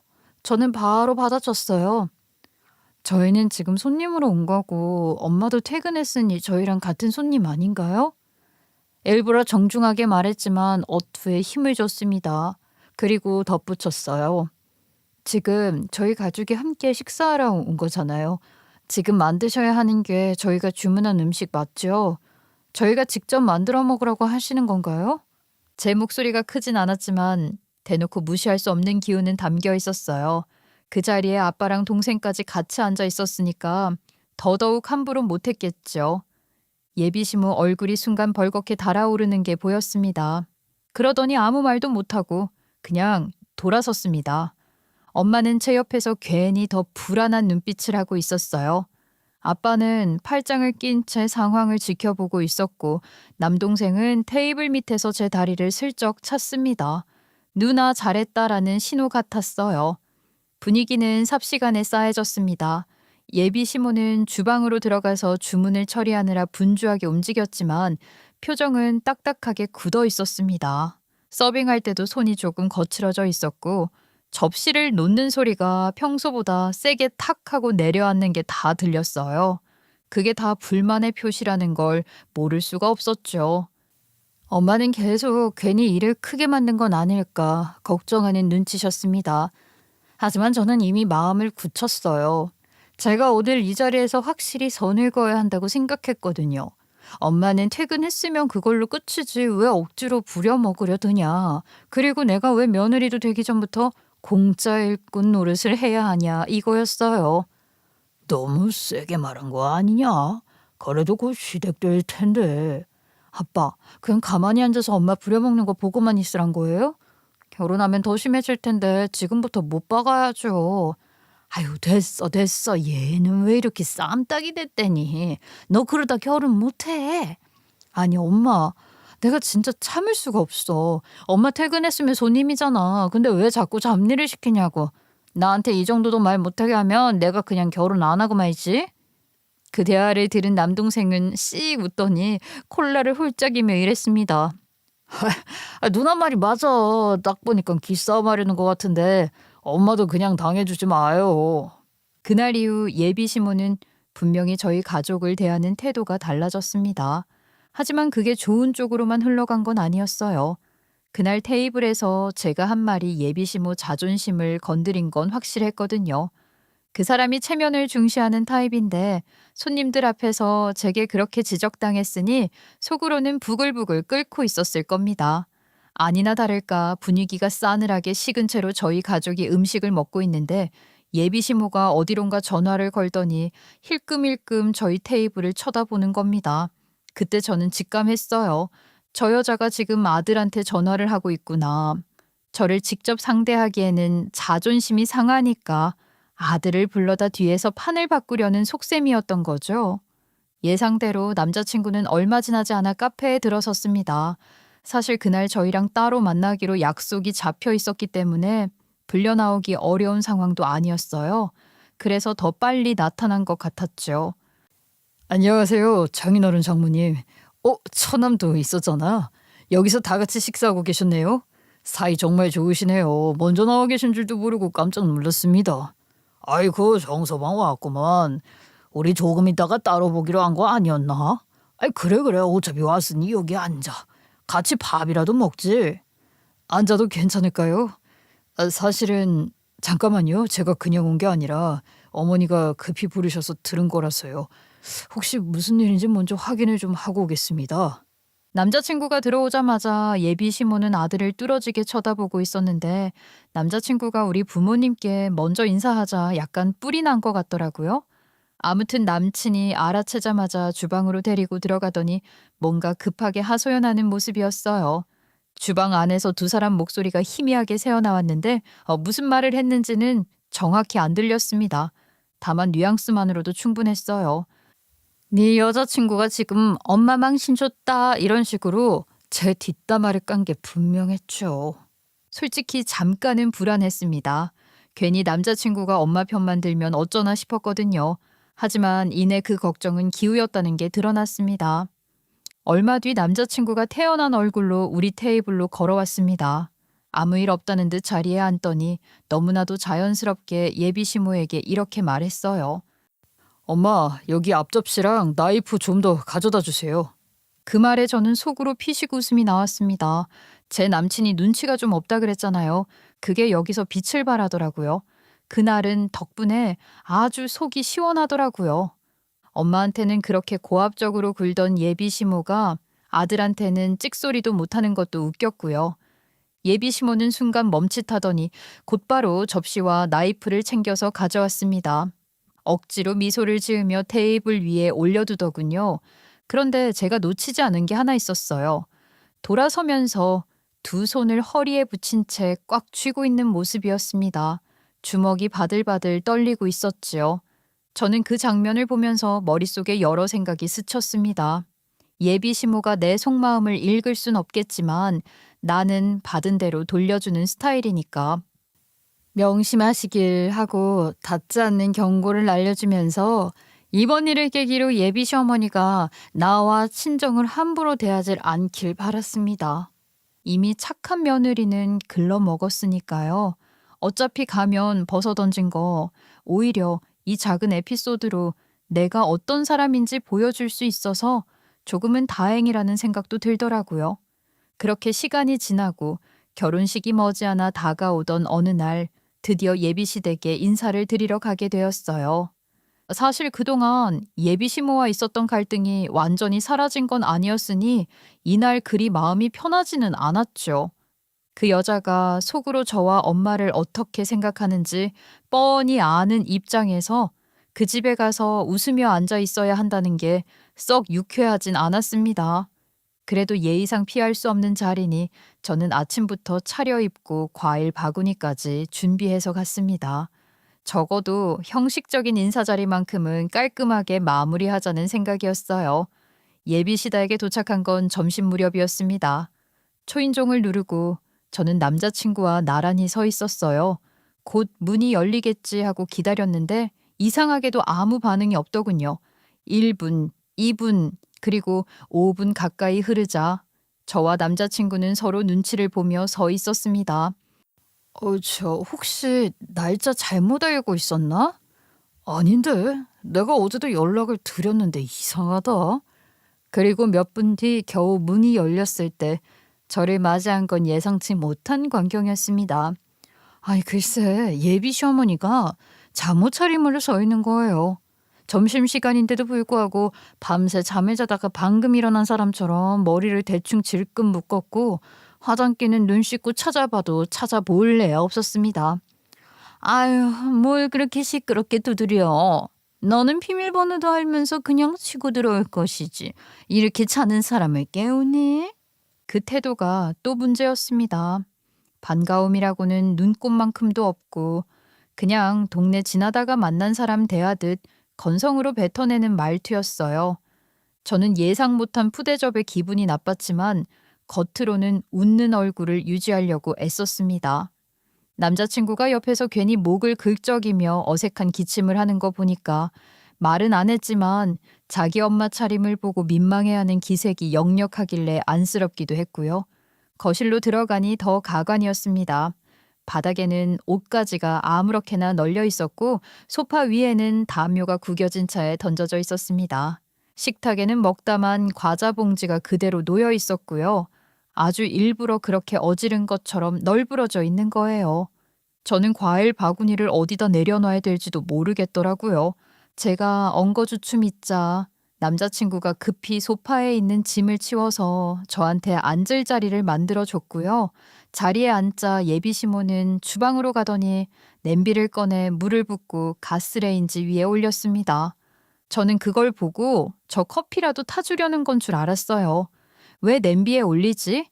커피포트가 망가지셨나? 이런 순수한 생각을 하고 있던 저를 바보라고 놀리듯이 이렇게 말씀하시더라고요. 이것저것 차리기도 귀찮은데 라면이나 먹자꾸나.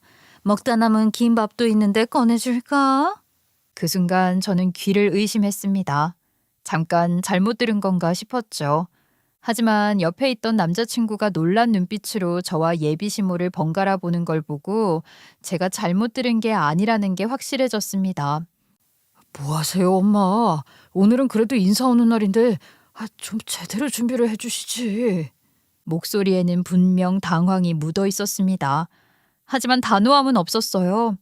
남자친구는 의자에 앉은 채 다리를 꼬았다 풀었다 하며 불편해하는 모습을 보였지만 더 강하게 나서지는 못하더라고요. 뭐를 거창하게 차리니 간단하게 먹으면 되지. 너네 라면 좋아하잖아. 라면이 끓자 예비 시어머니는 냄비째로 상에 올려놨습니다. 그리고 정말로 냉장고에서 김밥을 꺼내었는데 한눈에 봐도 정말 어제 먹다 남은 김밥이더라고요. 겉면이 바짝 말라 딱딱하게 굳어있는 게 씹히긴 하는 건가 싶게 생겼었어요. 제가 그냥 망해오니 식탁을 바라보고 있는데 젓가락을 건네면서 덧붙인 말이 더 기가 막히더라고요. 자, 얼른 먹어. 사람이 맨날 격식 차리고 살 수 있나? 이런 날도 있고 저런 날도 있는 거지. 그렇지 않니? 저는요 속으로 치밀어 오르는 분노를 주체할 수가 없었어요.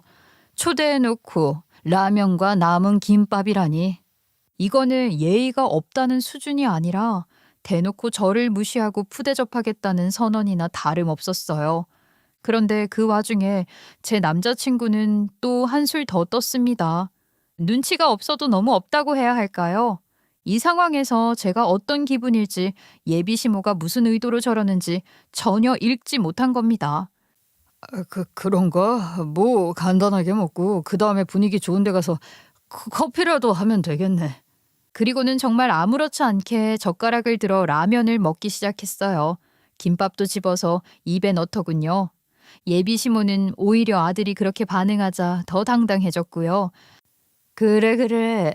힘든 날은 간단하게 먹고 치우면 되는 거 가지고. 괜히 힘들게 못 차리니? 자, 국물 먼저 떠서 먹어봐. 저는 이 순간을 정말 잊지 못할 거예요. 그래서 다짐했죠. 오늘 받은 모욕은 반드시 갚아주겠다고요. 예비시모가 웃으면서 국자를 내밀며 빈정대는 모습, 옆에서 눈치 없이 라면을 먹는 남자친구의 모습, 전부 다 제 눈과 머릿속에 그대로 새겨뒀어요. 복수의 기회는 오래 지나지 않아 찾아왔습니다. 예비시모와 남자친구를 우리 친정으로 초대하게 된 겁니다. 겉으로는 인사 자리였지만 제게는 복수의 무대였죠. 엄마는 아무것도 모르고 그날 뭘 차려드려야 하나 고민을 하시더라고요. 저는 엄마를 붙잡고 부탁했습니다. 엄마, 이번에 오면 그냥 라면만 끓여드리라고. 메뉴 고민 안 하셔도 돼요. 엄마는 제 말을 듣자마자 눈이 휘둥그레지시며 저를 쏘아봤습니다. 아유, 뭐라고 하는 거야, 얘는? 어떻게 집에 초대해놓고 라면만 끓여서 내놓니? 아무리 사람이 좀 그렇다고 하지만은 그래도 예비시댁인데 내가 널 그렇게 가르쳤어? 엄마, 그게 다 이유가 있어서 그래. 지난번에 정말로 내가 예비시댁 갔다 왔다고 했잖아. 그때 똑같이 당했거든. 점심 다 됐는데도 일어나지도 않아서 잠옷차림으로 눈곱대면서 문을 열어주질 않나. 거실도 난장판이고 점심은 라면이나 먹자며 냄비채 툭 올려놓고선 냉장고에서 먹다 남은 김밥까지 꺼내서 주더라. 내가 얼마나 황당했는 줄 알아? 그러면서 이런 날도 있는 거지 하면서 웃는데 그거 딱 봐도 일부러 그런 거였어요. 엄마는 순간 말을 잇지 못하다가 행주를 식탁에 탁 던지며 화를 내시더라고요. 아니, 뭐라고? 진짜 그랬단 말이야? 아니, 내가 화나는 일이 있어도 그래도 너 생각하면서 참는 건데 너가 그 집 가서 그런 꼴을 봤다고? 그러니까 이번엔 내가 똑같이 해주려고. 나 이대로 넘어가면 분해서 잠도 못 자. 그러자 엄마도 고민하시더니 알겠다 하고 고개를 끄덕이시더라고요. 그래서 그날 점심은 엄마랑 둘이 김밥 사다가 먹고서 일부러 좀 남겨서 냉장고에 넣어놨어요. 사실 마음 한켠은 걸렸습니다. 솔직히 좀 유치한 짓 같았거든요. 게다가 남자친구까지 같이 오는 자리에서 이런 일을 벌이면 그 사람도 불편할 수밖에 없잖아요. 그래서 살짝 미안하기도 했습니다. 하지만 그렇다고 그날의 모욕을 삼키고 넘어갈 순 없었습니다. 유치하든 미안하든 복수는 반드시 해야만 했어요. 드디어 약속한 날, 예비 시모와 남자친구가 친정집에 들어섰습니다. 엄마가 평소처럼 반갑게 맞이하는 모습을 보면서 속으로 혀를 내둘렀고요. 저도 속으론 이미 전투 준비가 끝난 상태였습니다.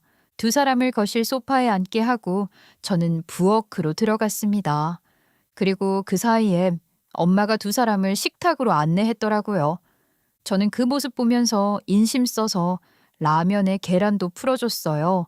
라면이 보글보글 끓자 저는 냄비째상에 탁 올려놨습니다.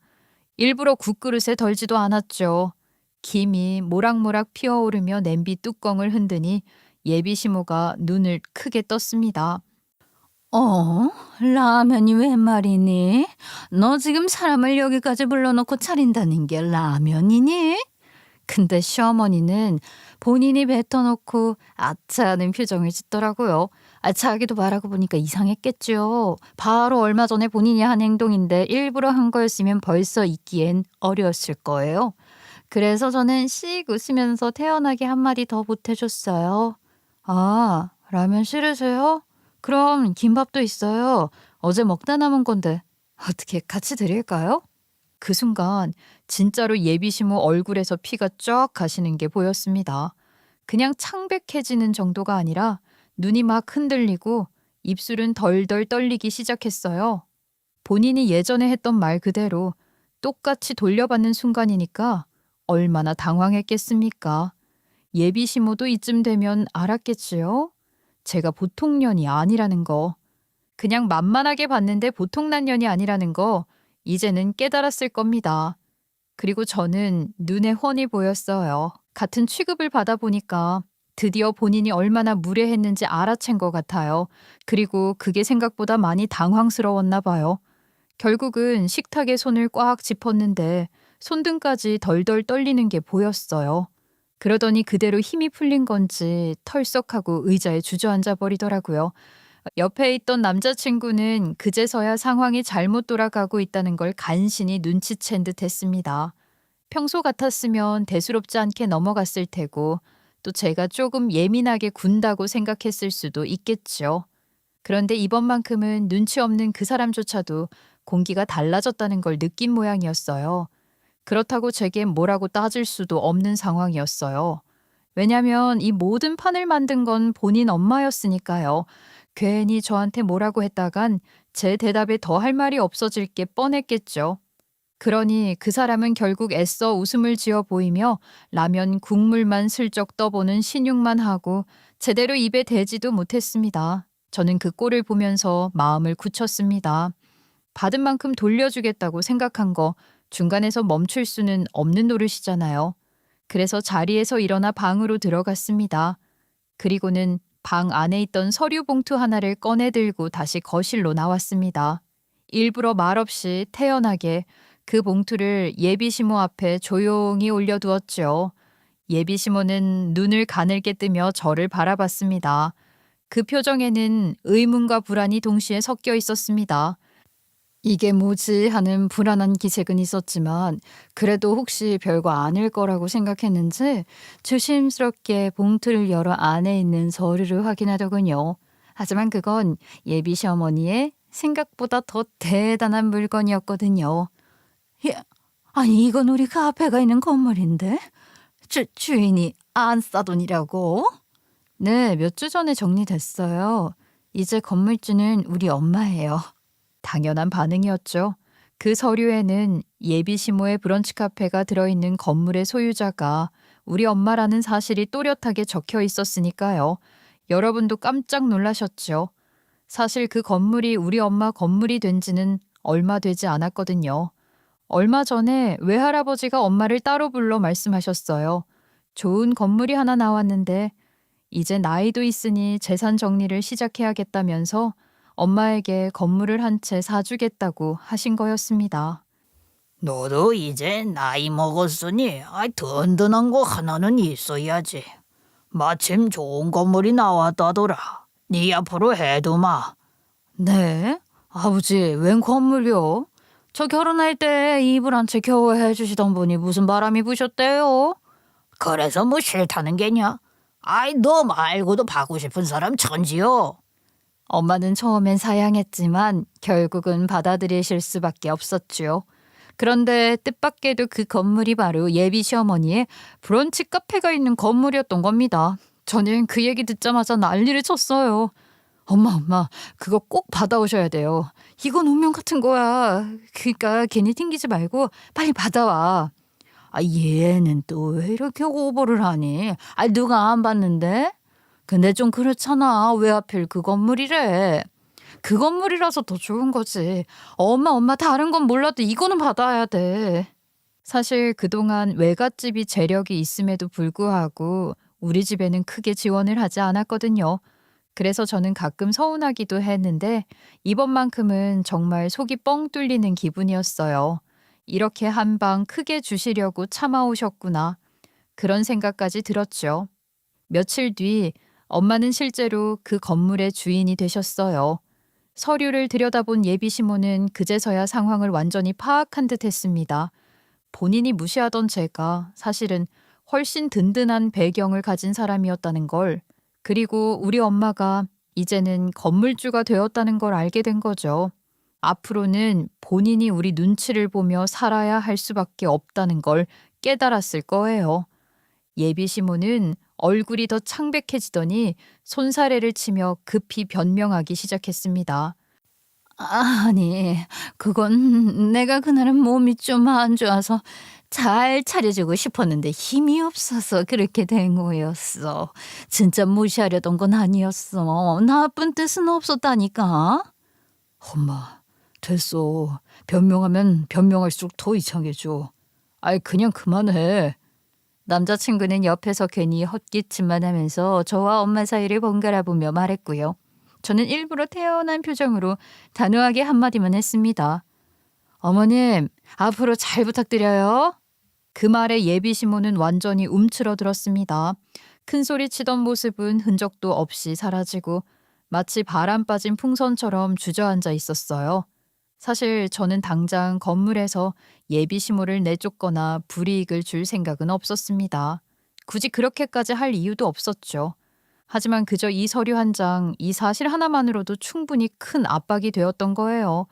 속이 훤히 보이는 예비 시모에게는 이 카드 하나가 결정타였나 봐요. 그날 예비 시모는 마치 나라를 잃은 표정으로 집에 돌아갔어요. 걸음걸이도 힘이 없어 보였고 어깨도 완전히 처져 있었는데 그 모습이 얼마나 통쾌했는지 몰라요. 그동안 가슴 속 깊이 쌓여있던 응어리가 단숨에 풀리는 것 같은 기분이었네요. 며칠 지나지 않아 엄마가 또다시 중대 발표를 하셨습니다. 보통 사람이라면 이제 좀 조용히 지낼 때도 됐는데 엄마는 역시 달랐어요. 브런치 카페는 손이 많이 가는데 수익이 생각보다 적더라. 이번엔 베이커리 카페를 오픈해 볼까 해. 더 놀라운 건 엄마가 이미 구체적인 자리까지 염두에 두고 있었다는 거예요. 마침 건물 1층 예비 시어머니 카페 바로 옆 가게가 공실로 나와 있었거든요.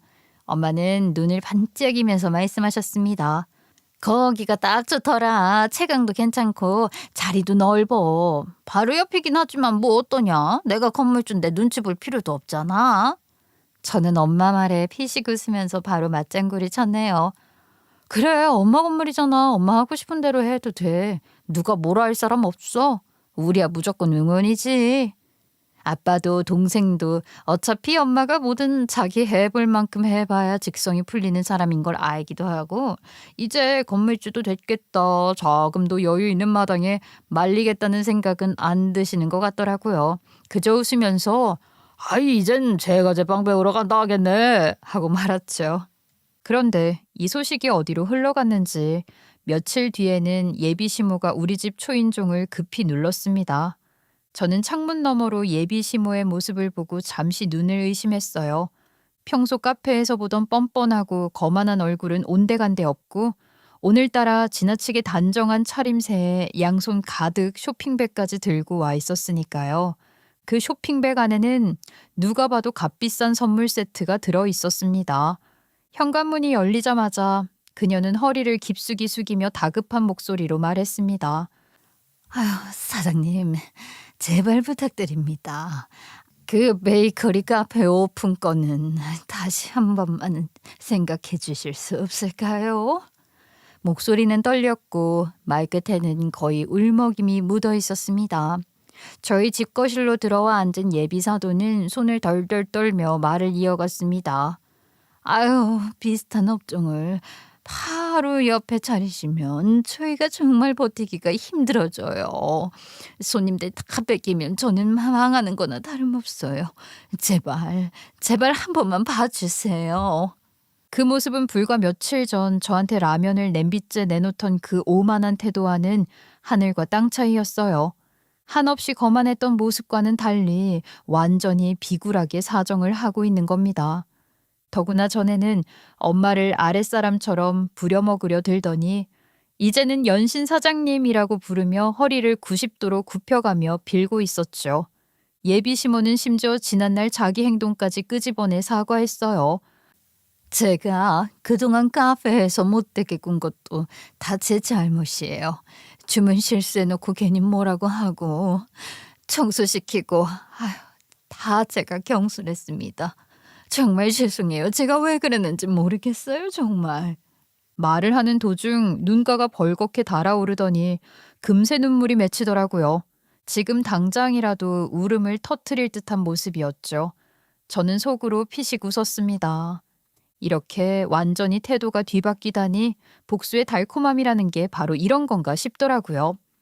알겠어요. 제가 한번 생각은 해볼게요. 너무 걱정 마세요. 엄마는 잠시 말을 아끼시더니 그래도 결국은 성격상 그냥 넘어가시더라고요. 그 말을 들은 예비 시어머니는 그 자리에서 두 손을 모으고 연신 고개를 숙였습니다. 아이고, 정말 감사합니다, 사장님. 사장님 은혜는 제가 평생 잊질 않겠습니다. 아유, 이렇게 배려해 주시다니. 예비 시모는 마치 큰 은혜를 입은 사람처럼 감격한 얼굴이었고 엄마 앞에서 고개를 들지 못했습니다. 그러면서도 한사코 카페에서 자신이 무례하게 굴었던 일을 다시 꺼내며 거듭 사과했어요. 그때 제가 너무 무례했지요. 예비 며느리 앞에서 그런 짓을 하다니 아유, 정말 생각할수록 부끄럽습니다. 다시는 그런 일 없을 거예요. 엄마는 그냥 손사래를 치며 이미 지난 일이에요 하고 넘어가셨지만 예비 시어머니는 그 뒤로도 몇 번이고 미안하다고 되풀이했습니다. 집을 나서는 순간까지도 마찬가지였습니다. 현관 앞에서 몇 번이고 뒤돌아보며 고개 숙여 인사하고 문이 닫히기 전까지 허리를 굽힌 채 서 있는 모습은 진짜 사실은 예비 시모가 일란성 쌍둥이고 저 사람은 내가 모르는 사람 아닌가 싶었다니까요. 그래도 속이 후련해지더라고요. 전과는 확실히 뒤바뀐 구도가 너무도 통쾌했거든요. 이제 예비 시모도 감히 저와 우리 친정을 함부로 대하지 못하리라는 걸 확신할 수 있었죠. 그 일이 있은 후 저는 결국 남자친구랑 결혼식을 올리게 되었습니다. 사실 고민을 많이 하긴 했는데요. 막상 마음 먹고 결혼 준비에 들어가고 나니 이상할 정도로 순조롭게 흘러갔습니다. 신기한 건 그 모든 과정에서 시어머니가 단 한 번도 저에게 함부로 하지 못했다는 사실이에요. 예전 같았으면 드레스 고르는 자리에서 이건 별로다라든지 웨딩홀 투어할 때 돈 아깝게 왜 이런 데를 보냐 한마디쯤은 툭 뱉었을 텐데 이번에는 입술을 꾹 다문 채 조심조심 눈치만 보더군요. 오히려 지나칠 만큼 저를 챙기려 애쓰는 게 보였습니다. 드레스숍에 따라와서는 이 드레스가 내 얼굴이랑 더 잘 어울린다라며 꼭 제 편을 드는 말만 했고 스튜디오 촬영 날에는 음료며 과일까지 바리바리 싸와서 스태프들한테까지 나눠주며 분위기를 띄워주더라고요. 그때 저는 속으로 생각했어요. 이 사람 정말 완전히 다른 사람이 됐구나. 그 모습은 불과 몇 달 전 저에게 라면과 김밥을 내밀던 뻔뻔한 태도와는 너무 달랐습니다. 물론 집에 가서는 본색을 드러낸 모양입니다. 남편한테 가끔 하소연을 늘어놓곤 했다고 해요. 내가 며느리 앞에서 이렇게 기죽고 살 줄은 몰랐다. 세상에 이런 꼴이 어딨냐 하면서요. 하지만 다행히 남편은 그런 소리를 들을 때마다 제 편을 들어줬어요. 엄마, 괜히 또 그 이야기 하지 마. 잘못한 건 엄마잖아. 홍지가 마음이 넓어서 봐준 거지. 안 그럼 나 결혼 못했어. 이렇게 단호하게 선을 그어줬기에 저는 마음이 놓였어요. 이제는 제 편이 돼주는 남편이 되었다는 게 얼마나 든든한지 모릅니다. 가끔 엄마 대신해서 건물 관리라도 하러 가는 날이면 상가 사람들한테 듣는 얘기도 여럿 있었어요. 시어머니가 요즘도 술만 들어가면 그날 사건을 꺼낸다고 해요. 아유, 홍진의 시어머니 있잖아. 술만 마시면 그때 라면 얘기를 해. 내가 왜 그랬을까? 그때만 안 그랬어도 내가 이렇게 기 안 좋고 살았을 텐데. 그러면서 땅을 치고 후회하는데 그걸 내가 홍자한테 못 보여줘서 아깝다니까. 며칠 전에도 그러시더라. 응, 세상에 며느리한테 이렇게 당하고 사는 시어머니가 어디 있냐. 내가 무슨 죄를 졌냐 하고. 근데 그거 다 뒤에서만 하니까 내가 뭐라 할 말이 있니? 그러고서 네 앞에서는 찍소리도 못 하더라니까. 그야 그렇겠죠. 괜히 내 앞에서 그런 소리 했다간 제가 그럼 이번 달 월세 올리겠습니다 라고 해버릴까 봐 겁나는 거 아니겠어요? 저희 시모 완전 동네북이 되어버렸더라고요. 짠하긴 한데 여태까지 다른 사장님들한테도 얼마나 콧대 높게 굴었으면 이렇게 적이 많이 생기셨을까 싶어요. 사실은 엄마 건물이라 제가 잘난 것처럼 말할 수 없긴 한데 무튼 그렇게 제 눈치를 보는 상황이 된 덕분에 제 결혼 생활은 다른 누구보다 훨씬 편해졌습니다. 친구들이 시댁 스트레스로 소갈이를 할 때 저는 속으로 나는 그래도 마음 편히 산다 하고 웃곤 하니까요. 이제는 시어머니랑 자주 얼굴을 볼 필요도 없습니다. 명절이나 제사, 결혼기념일 같은 큰 행사 때만 만나면 되고 평소에는 서로 거리를 두고 지내니 스트레스가 훨씬 줄었어요. 엄마는 여전히 욜로 라이프를 즐기고 계십니다. 건물주가 되고 나니 경제적 여유가 확 늘어나서인지 예전처럼 베이커리 카페를 하겠다고 불타던 열정도 금세 사라졌습니다. 굳이 내가 땀 흘려가면서 뭐 장사할 필요 없잖아. 아유, 여행도 다니고 쇼핑도 하고 싶은 거 다 하면서 사는 게 훨씬 즐겁더라. 실제로 친구들과 크루즈 여행도 다녀오시고 갔다 오실 때마다 새로운 가방이며 옷이 집안에 하나씩 들어와 있습니다. 심지어 아빠까지 합세해서 두 분은 늦게 찾아온 신혼부부처럼 지내십니다. 주말이면 근교 드라이브를 다니고 저녁에는 같이 영화관 데이트도 즐기더군요. 애들 다 컸으니 이제 우리끼리 즐겨야지. 마누라도 하고 싶은 거 다 하고 나도 마음 편하네. 저는 그런 부모님을 보면서 더 이상 눈치 볼 이유가 없다는 걸 느꼈습니다. 부모님이 하고 싶은 대로 즐기며 사시는데 제가 괜히 움츠러들 필요는 없잖아요. 그래서 저 역시 시댁 눈치 안 보고 하고 싶은 일 다 하면서 살고 있습니다. 가끔 생각해보면 결국 모든 게 그때 라면과 김밥 사건에서 갈라졌던 것 같아요. 그게 제 인생의 전환점이었죠. 만약 그날 제가 꾹 참고 아무 말도 하지 않았다면 지금도 여전히 속으로 화를 사귀며 시댁에 끌려다니며 살았을 겁니다. 하지만 저는 그날 분명히 보여줬습니다. 제가 어떤 사람인지 어디까지는 참을 수 있어도 어디서부터는 반격하는 사람인지 앞으로도 저는 똑같을 거예요. 누구에게든 당하고만 있지 않고 필요하다면 당당하게 맞서 싸우며 살 겁니다. 그래야 진짜 저답게 사는 거니까요. 제 긴 이야기를 끝까지 들어주셔서 감사합니다.